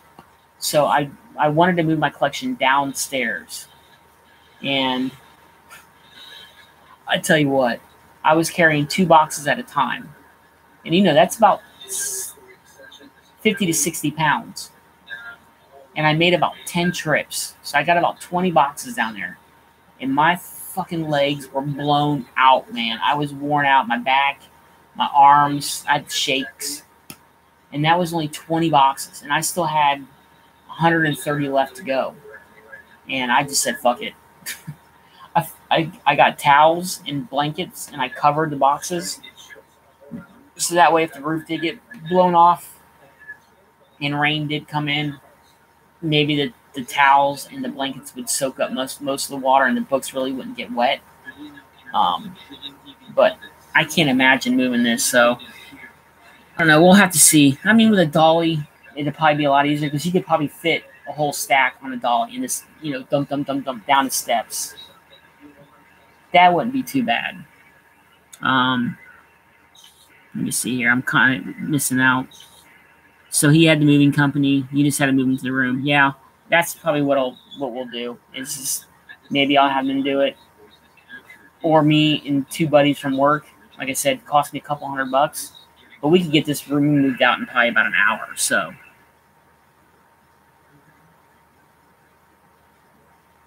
Yeah, Vince, I see what you're saying. You're not trying to be mean to the movers. You're just worried because, of course, they don't care about taking care of the boxes. They just want to get them from point A to point B as quick as they can. So,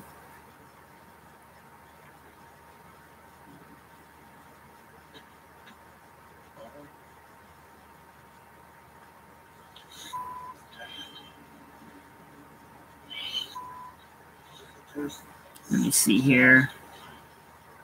So he has metal filing cabinets. That's awesome, Donald. Keith, what's up, man?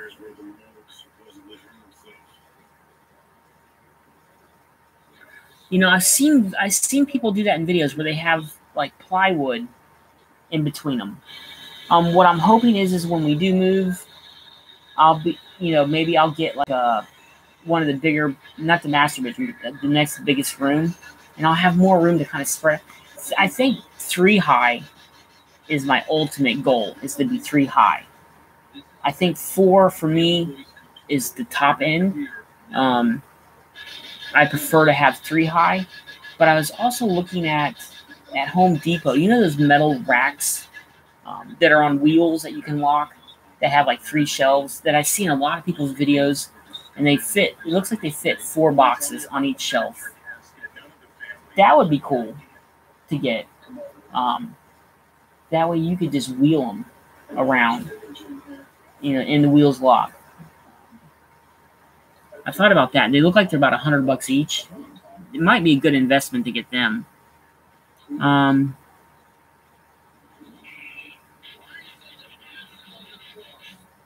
Chris M said the guys that moved him were cool. Yeah, I use a company called Two Men in a Truck. A couple times that I have moved, and they're really super cool. It just depends, man. I might let them move them. It's going to be an on. I might be saying, hey, if you take care of these boxes, I'll give you an extra $100. Give them a tip or something, a good tip.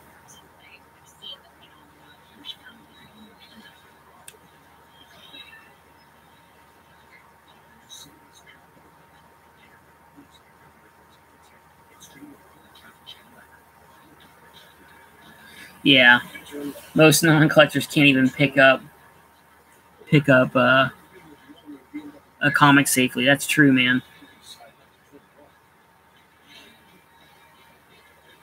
That's right, Ken. It's about just having fun, man.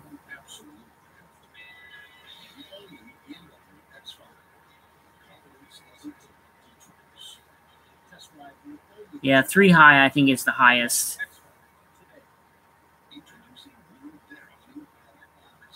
Yeah, triple 000 says this saran wrap, and that's what I thought about doing is just saran wrap each box and let them move them. That way, if you see a box come off, the saran wrap's broke on it.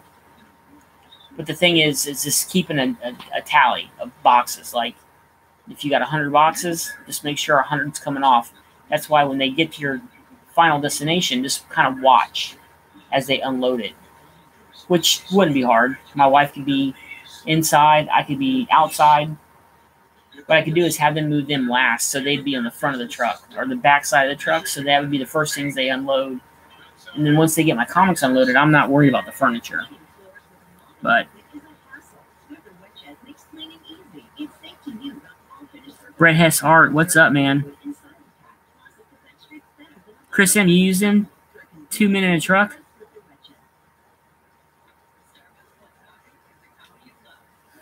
What's up, Brett Hess, man? Just nut, man. Just chilling, talking comics, showing cards. Football, baseball cards, Marvel cards, talking about comics, moving, collecting styles. Just shooting the shit, man. Having fun with a bunch of collectors, man. That's what I like to do.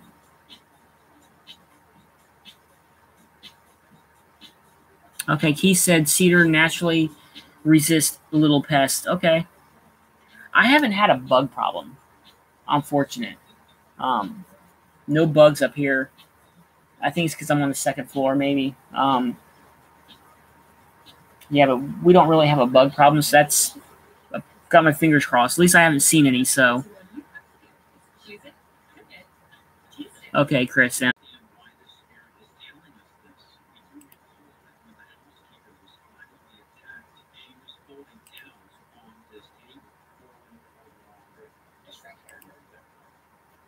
Is it possible that there is something buried underneath this table that is spirits?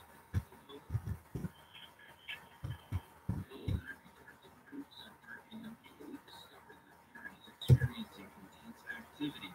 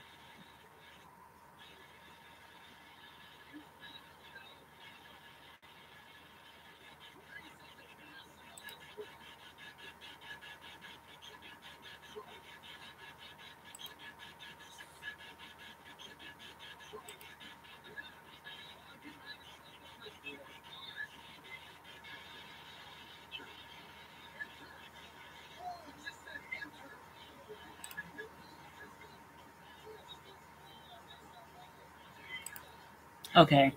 If you guys can still see me, because it looks like my stream is frozen.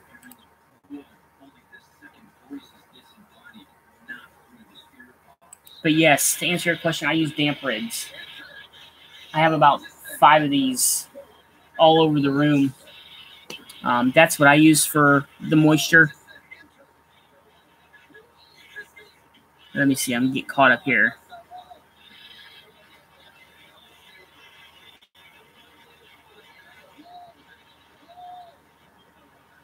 Jason says he needs to build up the courage to make videos. Yeah, man, it's not hard. Once you do a couple of videos, it's not that hard. You get used to it.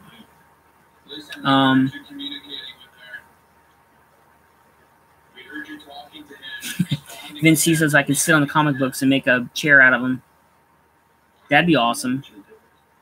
Jason says he built shelving. Okay, that's all. Yeah, just my woodworking skills are not very good. So, Poison Elves trading cards. No, I do not have any of those.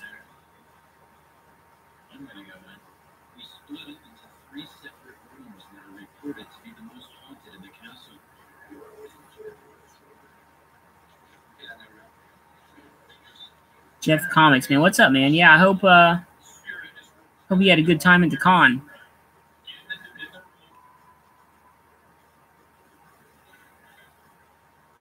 Okay, good. I'm back. All right, good.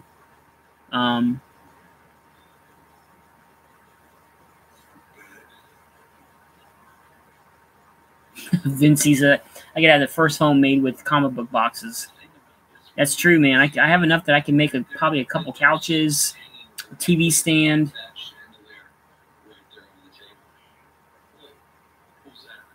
All right, Chris Sam, thanks for stopping by, brother. Appreciate it.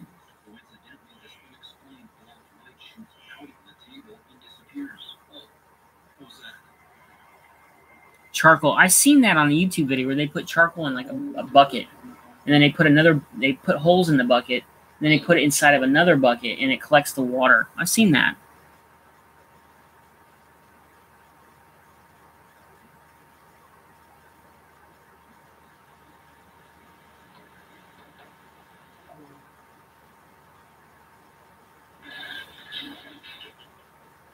Fancy, I don't use it.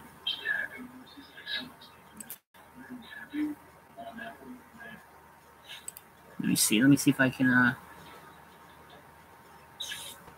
I think CGC puts it in their books when they grade your books. All right, there I am. Sorry guys, on my watch page it was frozen, so all right.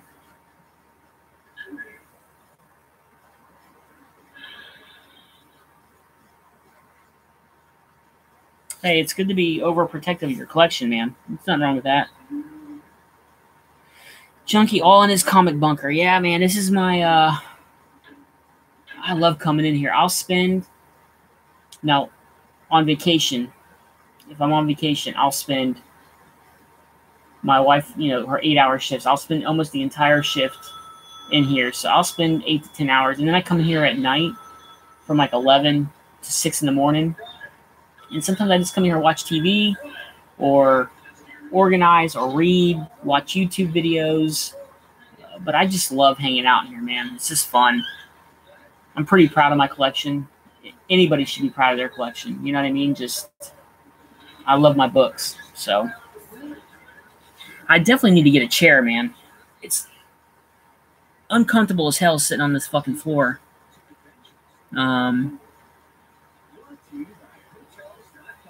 Ken's got some good videos, man. Funk off. Ken used to make some killer videos, man. He hasn't made videos in a little bit, but he's. Oh, cool! You got to read Ryan Stegman. That's awesome. Are you going to Tampa Bay Comic Con this year?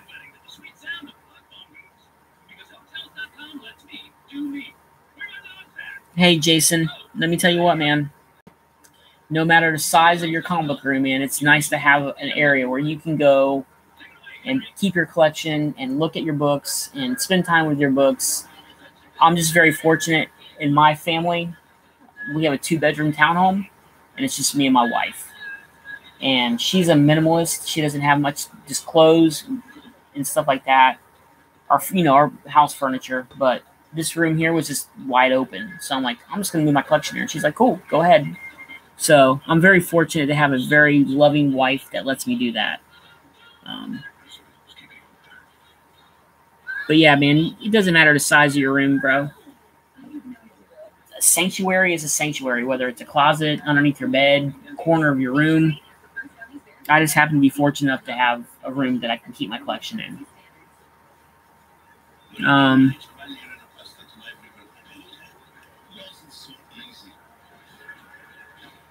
Okay, Jeff, you're going to Tampa Comic Con? Cool, man. Maybe we can hook up or something, do a little hunting. I know Master X Splinter goes. I spent all 3 days with him last year. If you guys aren't subbed to Master X Splinter, check his channel out, man. He's an awesome dude. Super cool. Hung out with him the entire day. I think all day, most of the day Friday, all day Saturday, and part of the day Sunday. And he's just a super cool guy. Very knowledgeable. He was pulling out minor keys. We were digging through boxes. And here, you got this, got this. So he's cool, man. Yeah, that's how I am, Brett. I revisit my collection every single day.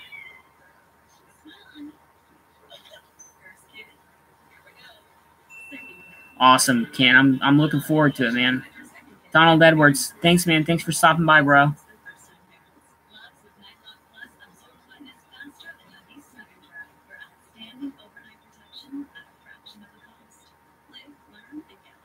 Ha. Jason said he's trying to talk his 8-year-old into turning her room into a comic room. How did I get that pretty wife? I don't know, man. Because I'm an ugly dude. A little chunky. Well, I didn't always used to be chunky. I used to be really skinny. I used to be about 145. I got game, bro. I know how to spit the mad game. No, me and her, it's almost like we're twins, man. Even though there's a huge age gap, we're very much alike. We like the same things, same interest. She's super sweet. She's beautiful. And I'm very lucky, very fortunate to have a wife like her. So, Don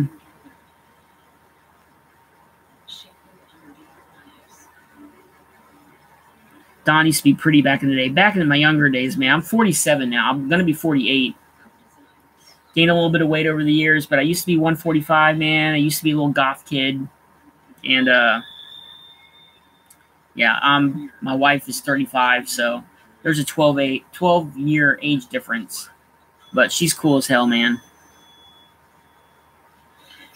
I'm the Fonz of the comic world. I wish.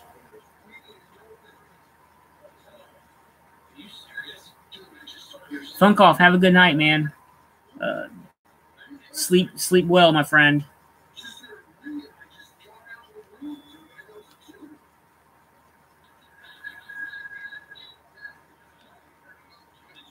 Yeah, I love watching everybody's videos, man. I love when I wake up in the morning and I see like 5 or 6 new videos in my feed. That's a good time, man. I love watching videos. Like that's what I'll do when I log off here. I'll just sit here and watch videos or Ghost Adventures, my favorite TV show.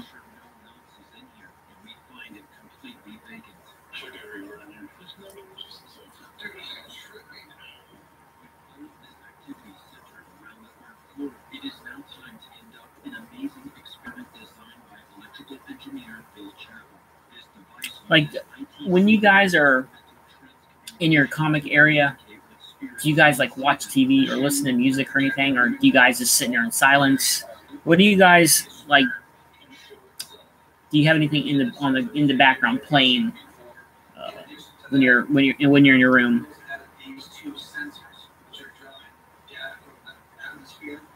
Ken Brown says he wants to send a shout out to Lightning and Hero Hunter. Yeah, those guys haven't made videos in a while. That was back in the day, man. Like I said, YouTube back in the day, like when I first started, was so much different than it is now. So much different. It's so much different now.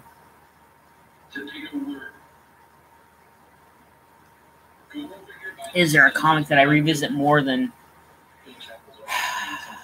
There's a series, a comic series made by... what is it? I think it's Amigo. It's called Unleash.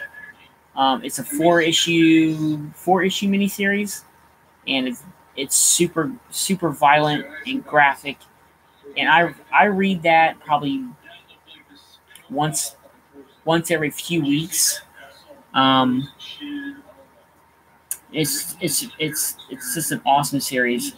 Look it up. It's Unleash, and it's about a girl that was assaulted sexually, and then she goes on a revenge seeking, looking for the guy that did it to her, and she has this sidekick, and his name is the Rape Machine. And you can only imagine when she finds somebody that's either abused a woman or she thinks is her abuser, with a big guy that's like 7 foot and he's wrapped in like a mummy wrap. And his name's the Rape Machine. You can only imagine what happens to the guys when they find them. But it's a story that I read quite often. It's very good.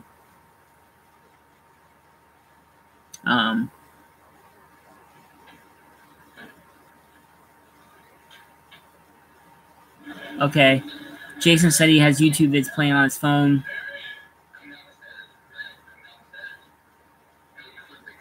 Oh, nice, man. Got to meet Buzz. That's awesome, dude. Hunter Thompson, what's up, man?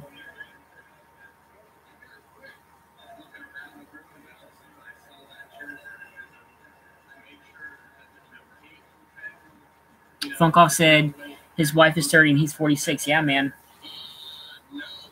Them younger girls, they like comic nerds, man, I guess. What I do is I'm addicted to like ghost hunting type shows, like Ghost Adventures or shows like that. So I watch that. If those aren't on TV, then I usually just play like music. I'll play like Slipknot or Avenged Sevenfold, Motley Crue. I'll put in a CD and play it through my TV. That's usually what I do. Yeah, look it up, Brett. It's called Unleash, and it's by Amigo Comics. And I actually am friends with the writer of the comic on Instagram, and she sent me a signed trade paperback that she signed. Her IG handle is Jennifer is Lost.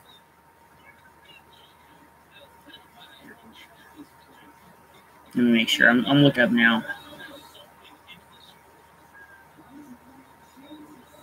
Yep, Jennifer is Lost, one word. And she's the writer of the comics. And she actually sent me a trade paperback of Unleash autographs to me, which is I thought was freaking amazing. Hunter Thompson said he's joined the weekend with his wife, kids, and the comic community. That's awesome, man.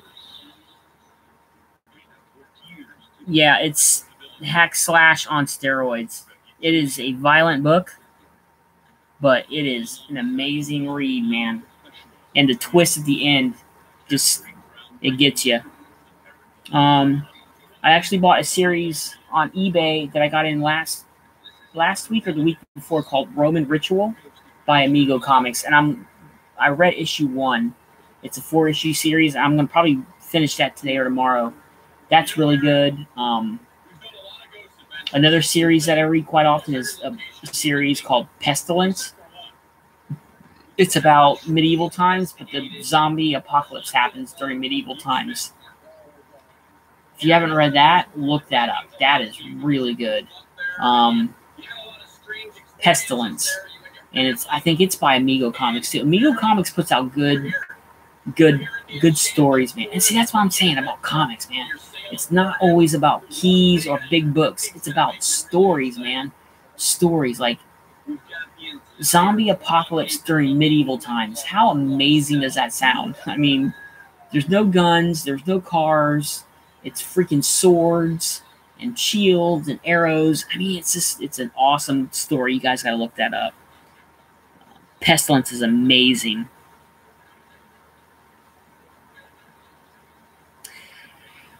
My wife, when we first started dating, she nothing to do with comics at all.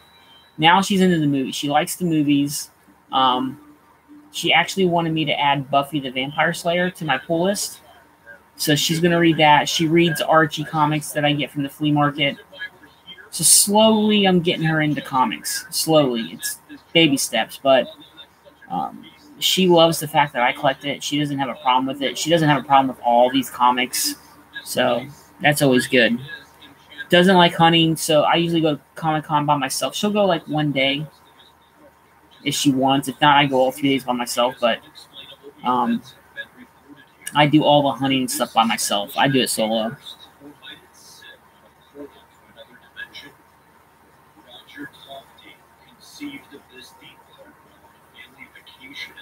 Okay, is it after? Yeah, that's right. It is Aftershock. Sorry about that. It's not Amigo Comics. It's Aftershock. That's right.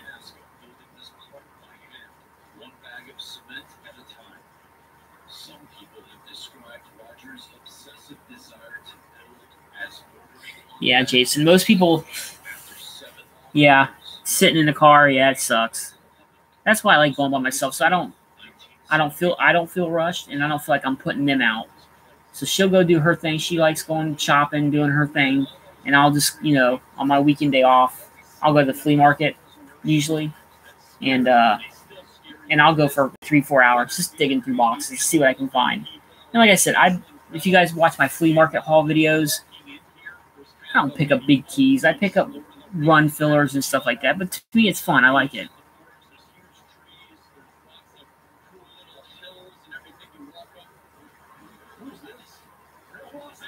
Yeah. I watch quite a few TV shows, but I always try to find time for comics, man.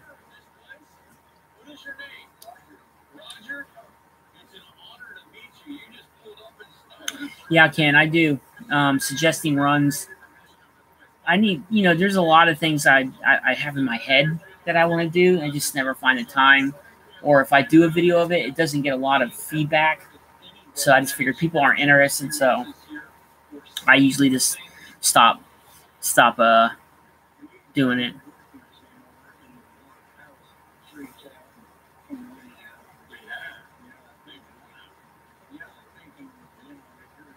Yeah, comic hunting is so fun, man. Especially I like hunting at cons, but I like going to flea markets. I really never really been to a flea market until last year was the first year that I really started doing it.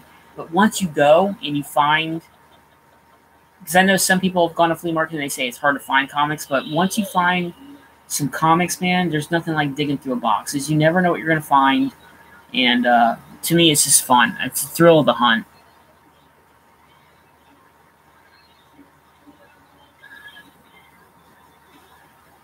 Yeah, and when I go hunting, man, I go for a few hours. I'm gone for a while, so I like doing it. It's fun.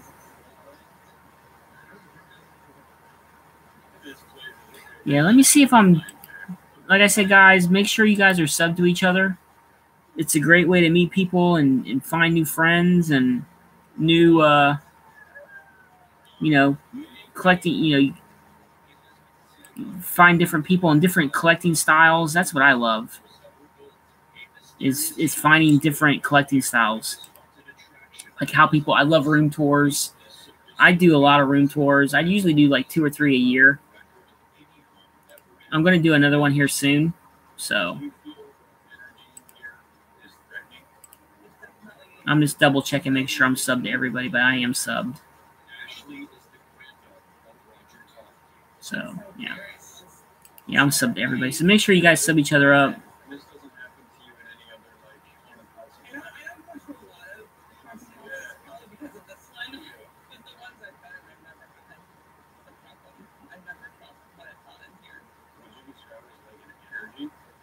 Jolly Jane. I'll have to look that up, man. Yeah, man, that's what I'm about, Ken. Making new friends and getting people to discover other channels. So I always promote, always say it over and over in every video or every live stream. Check each other out. You may find somebody that has the same interests as you, your interests, your collecting style. So you never know who you can meet, man.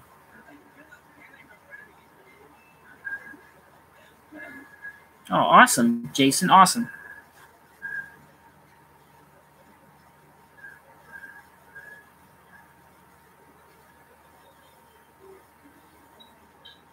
Oh, Oh, damn, Hunter. That's awesome. I didn't know they did that. Yeah, there's a couple Goodwills around here. I might check one out just to see what they have. Because I do collect movies, too. I have close to 2,000 DVDs and Blu-rays. So, I never thought of Goodwill, but I would imagine some people drop some comics off. I'll have to do that. Go in there and look and just give them my information and say, hey, listen, if you guys ever get comics in, let me know. Awesome. Thanks, Hunter. Appreciate that. See? I love learning stuff, too. Learning things, hearing good ideas, how to collect, good collection tips, good book suggestions. But, yeah, man, that's awesome.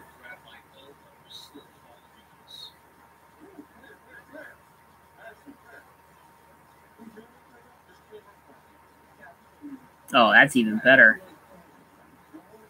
They call you first so you can go through it. But I feel like most people now, when they see comics, they automatically think they're all going to be worth a lot of money. Or, like 5 or 10, maybe 15 years ago, before the movies started getting real popular, no one knew value of comics. So they would just put, comics out and put 50 cents on, and they had no idea what they had. I think it seems like now maybe more people tend to look things up a little bit more than they did back in the day.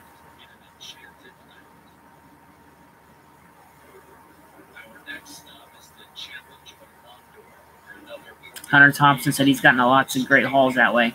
That's awesome, man. That's an awesome tip. I'll look into that. Pawn shops, too. I heard people getting books from pawn shops. Never tried that.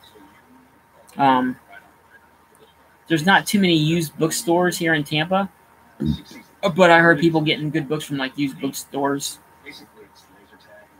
What is that one used bookstore that everybody gets hauls from? It's usually, up north. God, what's it called?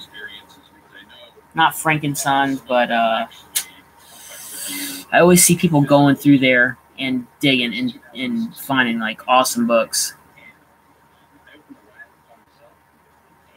Yeah, people definitely use eBay, man. It used to be Price Guides, now it's eBay.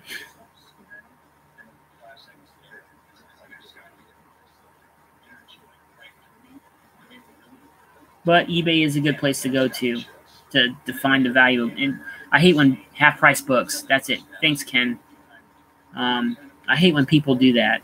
You go to a shop and they use eBay as their books aren't priced, and you take it to the counter and they use eBay as a price guide. I hate that.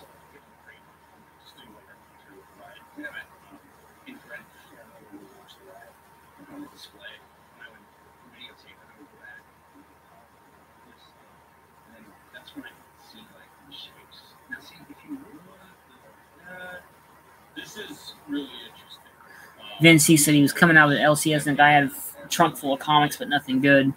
I've been in a couple shops where people come in and they're like, hey, I got a collection I want to sell.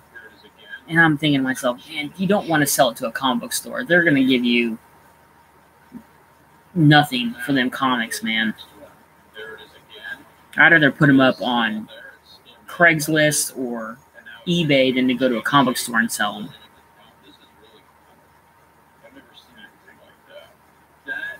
To me, is the most compelling because it's changing shape. You have it in sequential photos. We have multiple photos of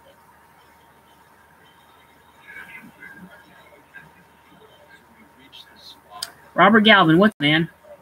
Finally caught me live. Yeah, just I figured I'd come on here and just do a random live stream. Hell, I've been on for a couple hours now, I think. Yeah, a little over 2 hours. I'll do this every now and then. Just come on here and shoot the shit. And Ken may remember this. But yeah, thanks, man. Glad you tuned in. Hope you're subbed up. Let me see if I'm subbed to you, my friend. I've done a lot of first videos on YouTube. The one video that I'm most proud of, Ken. All right, Robert. Just subbed you up, brother. Sorry I wasn't sub before, but I am sub to you now. Ken, you might remember this, when I did a live stream of me counting my comic book collection. I think it was like 5 or 6 hour long live stream where the entire live stream was me counting my entire comic book collection book by book. That was fun, man. Vince C might have been there.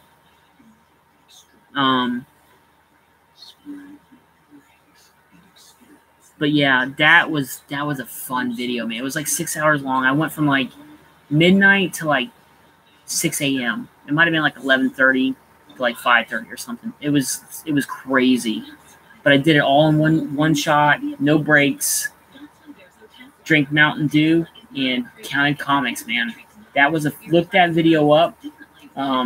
If you want to watch just some random comic book collector counting his entire comic book collection. Did it. It was awesome. It was fun. 000 says,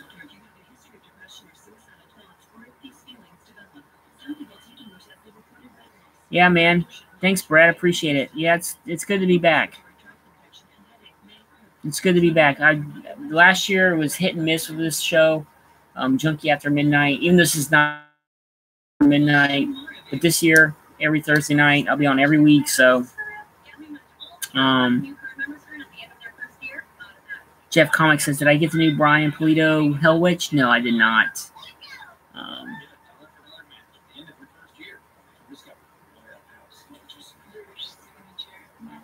Ken says, yeah, he remembers. That was fun, man. Hunter Thompson said he's never put books on Craigslist, but he has bought. So that's awesome.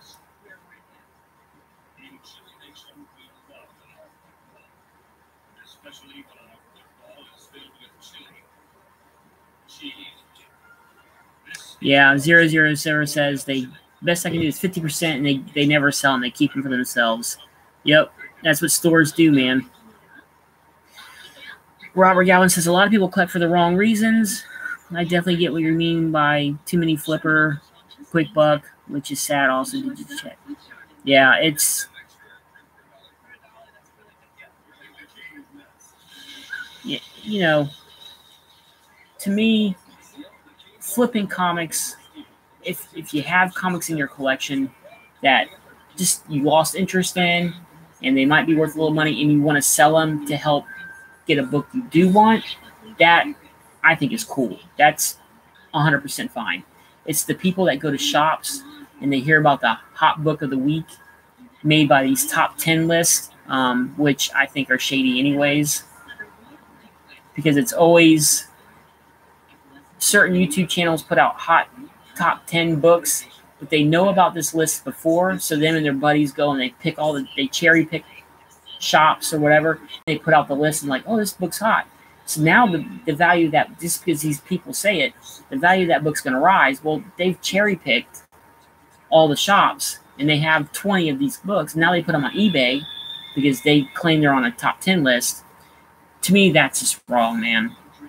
Or people that go into a shop and, you know, like that Harley Quinn, what was it, 57? The cover B that was an error. You know, somebody going to the shop and buying all 5 or 10, whatever's on the shelf, so that people that collect the book, even though they should have it on their pool, are not able to get it, so they can go home and flip it on eBay for $15. And if you're a completist and you wanted that book for your collection, now your shop doesn't have any, so now you got to go to eBay and pay top dollar for it. Just wrong. To me, it's just wrong. But if you're doing it to help build your collection, like to buy books for a run that you want to complete, I think that's awesome. Vince says he has that combo count video saved to finish. Yeah, man, it was a long video.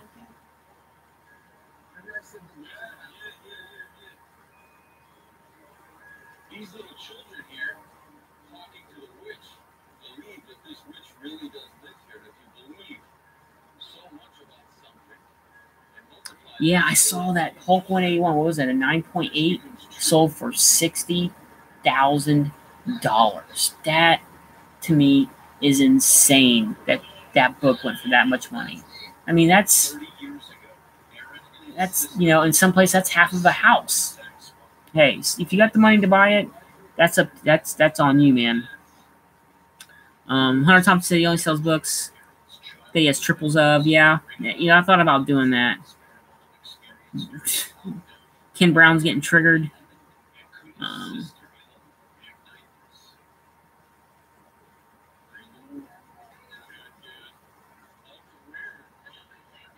Jason said he had Brian Pulido sign a book and he signed it Chase instead of Jason. I met him at Tampa Bay Comic-Con probably about 3-4 years ago, and I have some prints, some Lady Death prints up here, and I got a Tampa Bay Comic-Con exclusive signed by him, and I think that one's limited to 100. But yeah, he was pretty cool. I went to his booth on a Friday right when the con opened.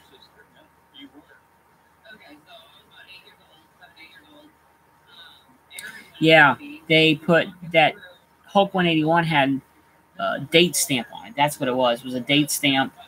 And people are saying, well, it shouldn't be a 9.8 because it does have, essentially, it has writing on the cover, which I agree. It shouldn't be a 9.8, but date stamps, I mean, some books have them, so some people don't care.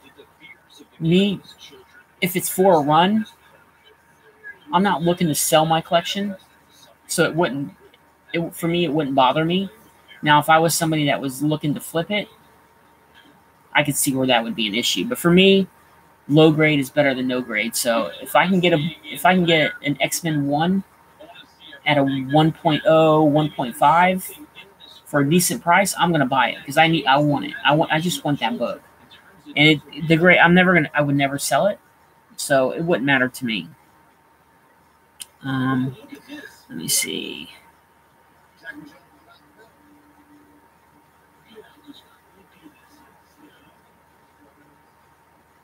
Yeah, Ken Brown's right. My collection, these books here that I have now, will be with me until the day I die. After that, my wife can do whatever she wants with them, but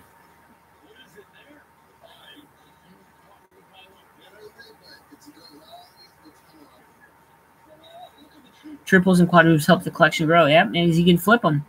Flip them triples, man, if you can.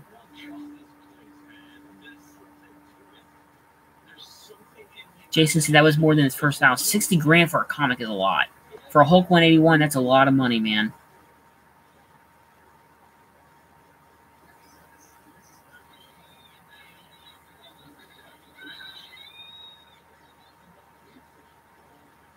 Oh, I tell you what, Kim Brown says for the chat, what comic book artist would you want to meet to get a sketch/autograph from?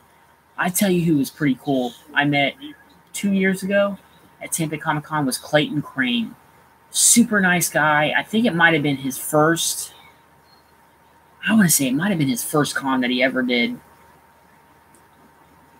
He didn't have any prints for sale and his autographs for free. I got a shit ton of books. Probably 20 books signed by him. The X-Force Dark books, I got a bunch of them signed. The Bloody variants. Tito from Kingdom Comics got a sketch done by him. Super nice guy, man, but he hasn't been back since. But he was one of my favorite artists to get signed. I wish I would have been able to meet Stan Lee in person, but that never happened. That never panned out. So, and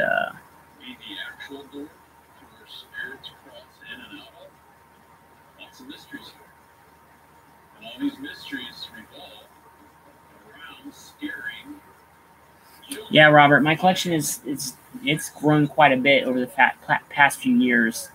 I want to kind of slow down a little bit and just focus more on like the X-Men 1 and my Uncanny collection. So I'm really trying to like slow down and buying books that aren't part of that run. But it's hard though because I love comics, so I always buy comics, man. Yeah, Clayton Crane is a cool dude, man. He's pretty nice. He's quiet. He's a quiet guy, but he's cool, man. I like meeting him. It was fun. Kirby. Oh, that'd have been awesome to meet Kirby. That demon collection that I have, that demon run that he did, amazing.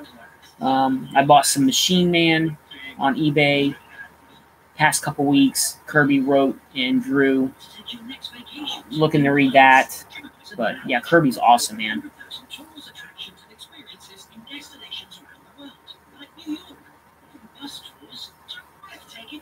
Yeah, Kirby, man.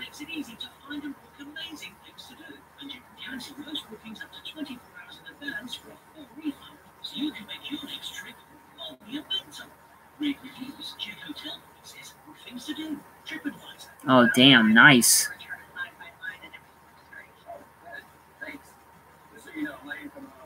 Jeff said he got the Emma Frost, Mark Brooks cover, Uncanny at the Con. That's awesome, man. Hunter Thompson said he's never been to a con. Dude, you've got to go to a Comic-Con. It's fun. I think everybody's got to experience at least one. Some people love it, man. And some people just don't like it. Saturdays and Sundays are super crowded. Friday's the best day to go to like hunt for books, get autographs. Saturday and Sunday are just like wall-to-wall people. It's hard to move. I usually take a backpack, and after a couple hours, that backpack gets full of books, and then you're bending down, digging, and you got people bumping into you, kind of throwing you off balance because the backpack's so heavy. But cons are, I love Tampa Comic Con, man. It's so fun. I love going on Fridays because it's not as busy, and you're able to dig through the boxes before anybody really gets there. That's what I love. Is 'cause you never know what you're gonna find in the boxes. Frank Miller would be cool to meet.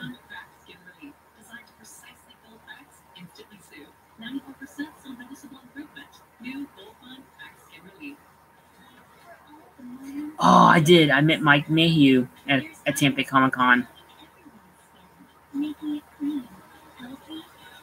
Yes, from Mike Mayhew. I got like 4 prints signed, and I got the Mystique mini series, or not mini, maxi series. It's like 18 issues. I got a bunch of them signed by him. My Wolverine issue 2, not bloody, vampire variant. I got like 2 of them signed by him. He was pretty cool too. I think for signing books, he was just asking for donations. But what do you guys think about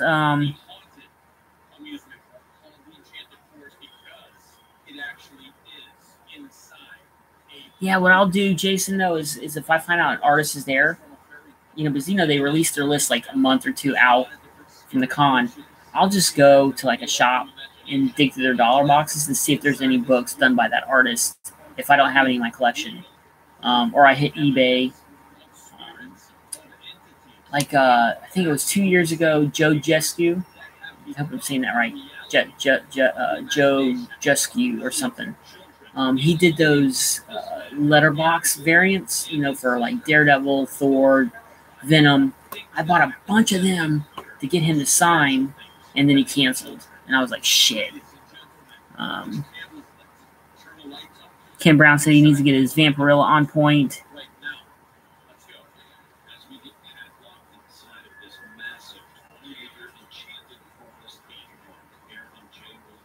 Yeah, Hunter Thompson, you will not be disappointed, man. Cons are fun.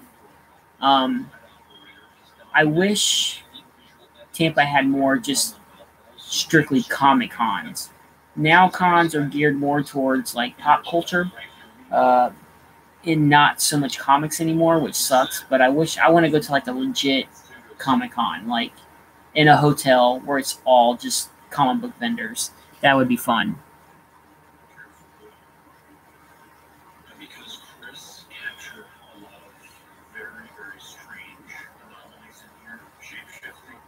Ooh, Jeff Comics have Ross do a cover. That'd be awesome.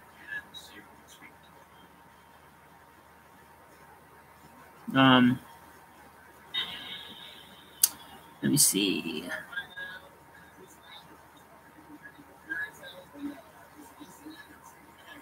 Yeah, man. And I like meeting, like, this past time when I went to Tampa Comic Con, I met a few people that recognized me from my channel. That's cool too, man. When you get people, just when you're out and about, like at a, there used to be a comic shop here in Tampa called Heroes Haven. It used to be my LCS. I'd go in there for sales or just to pick up my weekly books, and I met a couple people, and they're like, they recognized my voice or they recognized me from my videos, and they're like, "Oh man, it's a Junkie." And I'm like, it's pretty cool when you meet people out in the wild that watch your channel. It's kind of weird because you think it's such a small little tiny world that we live in here on YouTube, and then somebody recognizes you out in the real world. It's kind of cool. But at Tampa Comic Con, there was a few people that are like, "Are you Don Comic Junkie?" I'm like, "Yep, I am." So it's kind of cool. It's cool meeting people.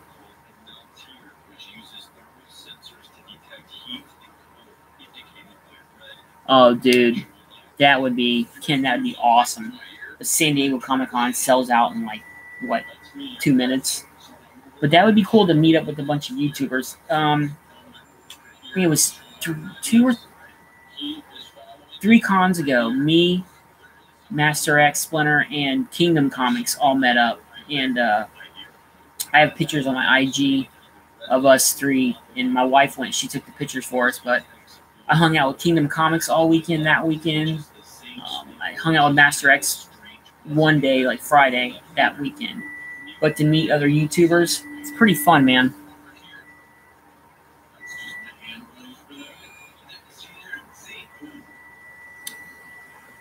Tampa Comic Con has, they have quite a few comic vendors, but it seems like every year it's getting less and less, and it's more like pop culture type, like Funkos and swords and art dealers and stuff like that. I just wish more comic vendors would go. Because on a Friday, you can hit probably 75% of the vendors on a Friday. So that's what I'll do. Is Fridays I spend mostly just digging for books. Saturdays I'll dig for books, but it's 50-50. I'll dig for books in the morning, and then the afternoon is when I'll get most of my autographs. Because from like mid-afternoon to close, there's so many people, it's hard to dig for books. So that's when I get all my autographs done. Because standing in line to get an autograph, it's not that bad compared to like trying to dig on boxes on the bottom, and there's people standing all around you, and you got people bumping into you. So Friday I do most of my digging. That's when I get most of the books from the con. And Sunday, it's the same. It's a mix. I'll get any last-minute book signed. That's when I'll go buy most of my prints. And then towards the end is when I do all my shopping for books. Because that's when dealers want to unload comics, and that's when you get the deals like 10 books for $5. And the more books you buy, the bigger the deal. And that's when you can haggle on big books. Last year, I went on Sunday with Master X, and I forget what number it is. Uncanny X-Men or X-Men, the first appearance of Banshee. I got that. He was wanting 50, and I got it for like 15. So that's when you can haggle, man.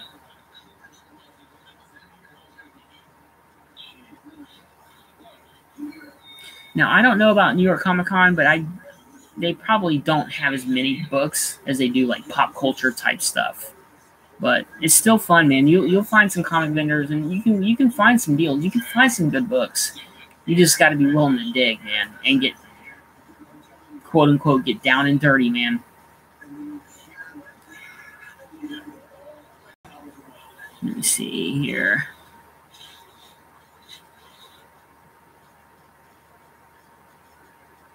And Jason said he went to Indy Comic Con, and there was no one looking for books or getting autos. He never waited in a line. Damn, that's sad, man. It's sad that Comic Cons have turned. They're not geared towards comics as much anymore. But I love getting books signed. Some people don't like getting their books signed. I like getting books signed. I think it's cool meeting the artists, buying prints. I have so many prints now that I have some in my closet that haven't even made it to the wall yet. But I like buying them and put them into plastic sleeves, and one day when I have enough room, I'll hang them. Let me see. Hunter Thompson said he's got some blank that he wants to get sketches on. That's one thing I've never gotten at a con. And I think this year I'm going to focus more on that, is getting sketches done.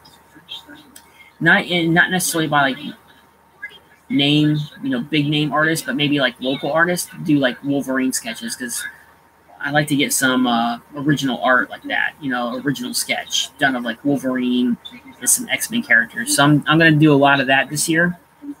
Focus more on that.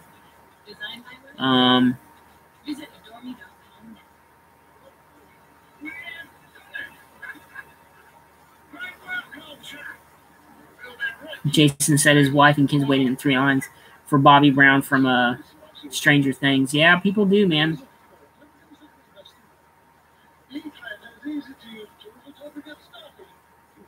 Yeah, Jimmy C, man. If you guys don't know, Jimmy C is old school. He's got a great original comic art collection, man.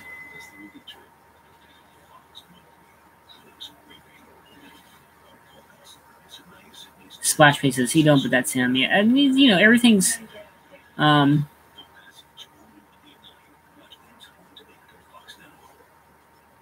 everybody's got their own thing. Everybody's got their own way of collecting, and there's no wrong way to collect, in my opinion. Except for the speculators that buy up all the books and flip them on eBay just to make money. But there's no wrong way to collect, man. Everybody collects, how you want. James O'Neill, what's up, man? Hunter Thompson says he's a raw dog. Yeah. So Robert Galvin is asking, what are your 2019 goals? Mine is, my 2 main goals is completing Uncanny from 101 to 544 and X-Men #1. Those are my 2 main, and NYX3. I'd love to get that book, man. I need that book.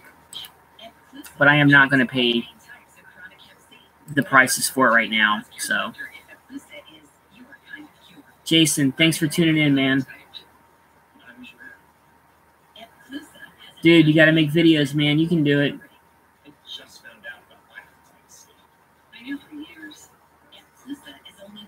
James O'Neill, did you get my message?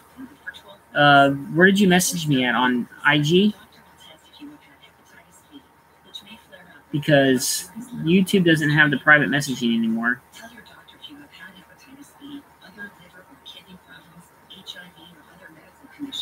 Let me see. Let me check here. Taking amiodarone with Epclusa may cause a serious swelling of your heart rate. Common side effects include headache and tiredness. Ask your doctor today if Epclusa is your kind of cure. On YouTube, they don't have the private messaging anymore there, James. Did you comment on one of my videos or something?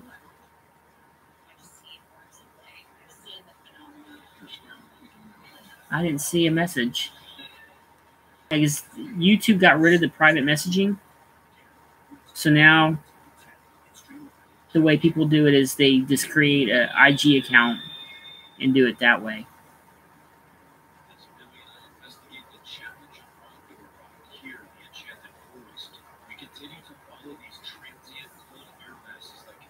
Yeah, Ken, that's a good idea. I'd like to get some of the Golden Age horror. I like to get more Golden Age horror books, man. That's another one of my focus for this year, is to get some Golden Age horror books.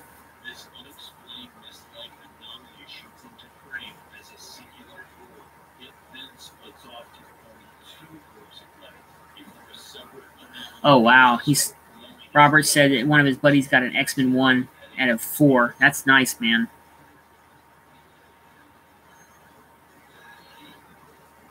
Oh, okay, James, I see it now. I got the mystery box from they're on Instagram. They actually have a YouTube channel too. It's called That Spider-Man Booth, and In case you guys didn't notice, I unboxed that on Thursday night. I won this. This was their grand prize. But it's called That Spider-Man Booth. They're on IG and they're on YouTube. And on their IG account, it has a link to their home store where you can buy the mystery boxes. $29.95. Buy 2 or more, it's free shipping. JP is awesome, the owner of the shop. He's an amazing dude. Always contacting me on IG. Always answers questions. So check them out. If you want to buy a mystery box, right now their prize is Venom Lethal Protector #1 Gold. So that's a pretty good book.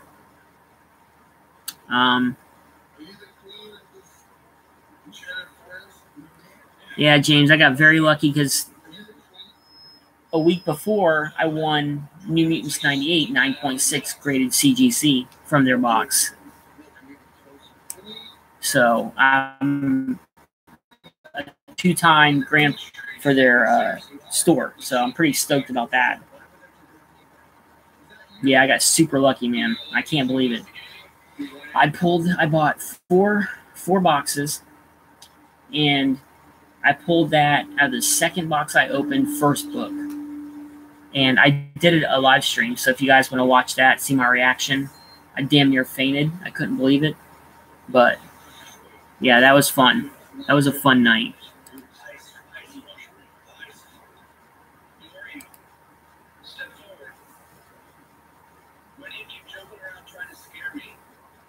All right, Brett. Sorry, I just saw that. All right, man. Have a good night. Thanks for stopping by, brother. Appreciate it.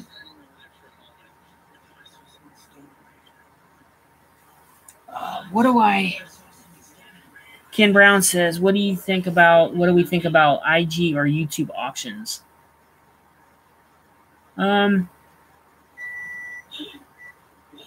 think they're good. I know a lot of people tune into the YouTube ones, man, and they sell a lot of books. And from what I understand, the transactions are pretty good. You know, people get their books, people get their money.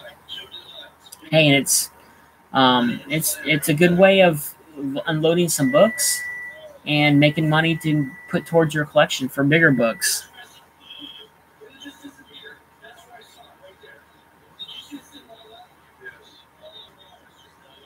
All right, Hunter. Have a good one, man. Thanks for stopping by, brother. Appreciate it. Be sure to hit that like button, subscribe if you're not, and see that way you can catch more upstream or live streams in my videos when they come out.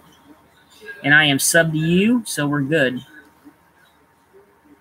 Yeah, but I think they're cool. I've never really watched an IG auction, but I've watched a few of the YouTube auctions. Now, some of the YouTube auctions, they put really good books up, and they don't get a lot of bids. So it's a good way of getting good books for a cheap price. So I've seen some people get some steals, man, on the YouTube auctions. And those people, when they do them auctions, live auctions, there's a lot of people tuning in for that, man. Like 70 plus viewers. So it's pretty cool. Yeah, I don't do Facebook, so. But yeah, the YouTube auctions, I've never bought any books off YouTube, but I know I've seen some good deals go down. It's fun just watching the interactions and being part of the chat is fun. That's the most fun for me. Is shooting the shit with a bunch of collectors, man. It's fun. Good times.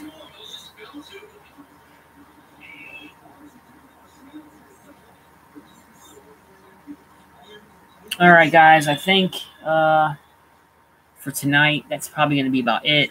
I'm getting tired. I need another drink. Unless you guys have another question or anything,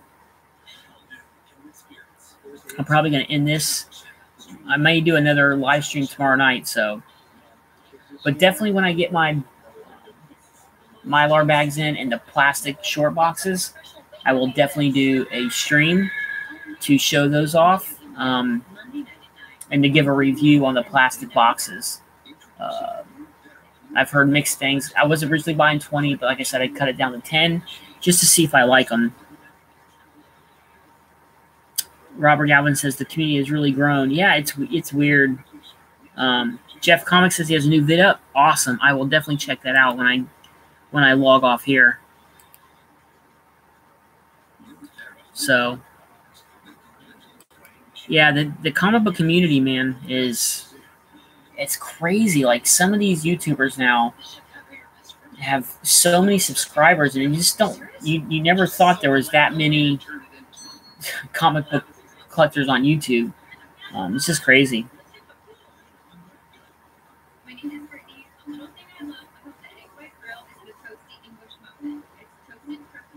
I was just wondering about the creepy #1 from ETA Nick, and it was beautiful. I'm just a little weary of IG. Yeah, IG, you know, I just go in there to view books, and it gives you the idea of maybe you see something you might want or something that you need for your collection, and it gives you an idea so you can go look for it. Splash Page, what's up, my man? He's back. He says, yeah, it's getting huge. There's so many live shows. It's crazy. Like, when I first started doing Junkie After Midnight, there wasn't that many live streams. You had The Great Legend, you had Blaster Stash It, JLS Comics had his show, and I think me. But there was a show like every night of the week, which was cool because you didn't want to step on somebody's toes, so everybody had a night. But now it seems like every time I log into YouTube, there's a live show on, and there's so many that they're like overlapping. This is crazy. Oh, Ken said he a creepy #1 off ETA Nick. Yeah. Yeah, there's too many to keep up with, Splash Page. I agree. All right, Robert. Yeah, man, I'm about ready to sign out.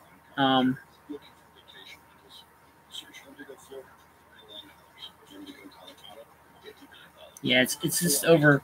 It's just so many, and some of the shows are getting like hundreds of views or 100 viewers at one time. That's just crazy, man. I couldn't imagine.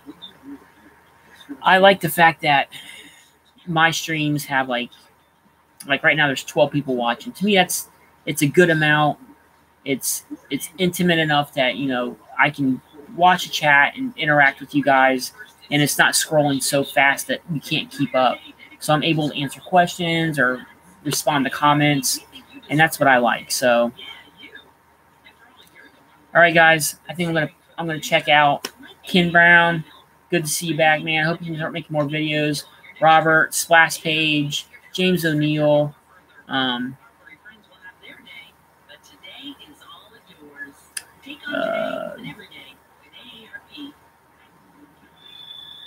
Yeah, Splash Page. You need to do more of those out and about videos, man. Those were awesome. James O'Neill says, are you almost done with comic book series? I'm still working on my Uncanny. I need 20 or 25 books to finish 101 to 544.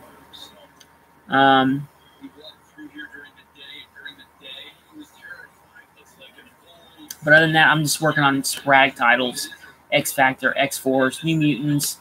My goal is to have all complete runs of all mutant titles. All mutant titles. New Mutants, X Force, Exiles, whatever it is. If it's a mutant title from Marvel, I want to have a complete run. But that's going to take years to complete. That's just something I'm always working on. But other than that, guys, I appreciate everybody stopping by. Oh, okay, Splash Page. Awesome. Season 4. I think I need to get caught up on some videos from Season 3. So, but if you guys aren't subbed to Splash Page, check him out. He travels the country to go to different shops and buys books. Please check out his channel. He's an awesome YouTuber. He's got awesome content. Collection is freaking amazing. But everybody in here has got good content. So check everybody out. James said he's almost done with Deadpool. But yeah, check everybody out. Everybody's got great videos, man. So much good content out there.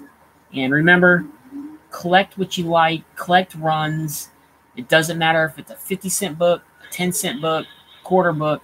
If you like it, that's all that matters. All right, guys. All right.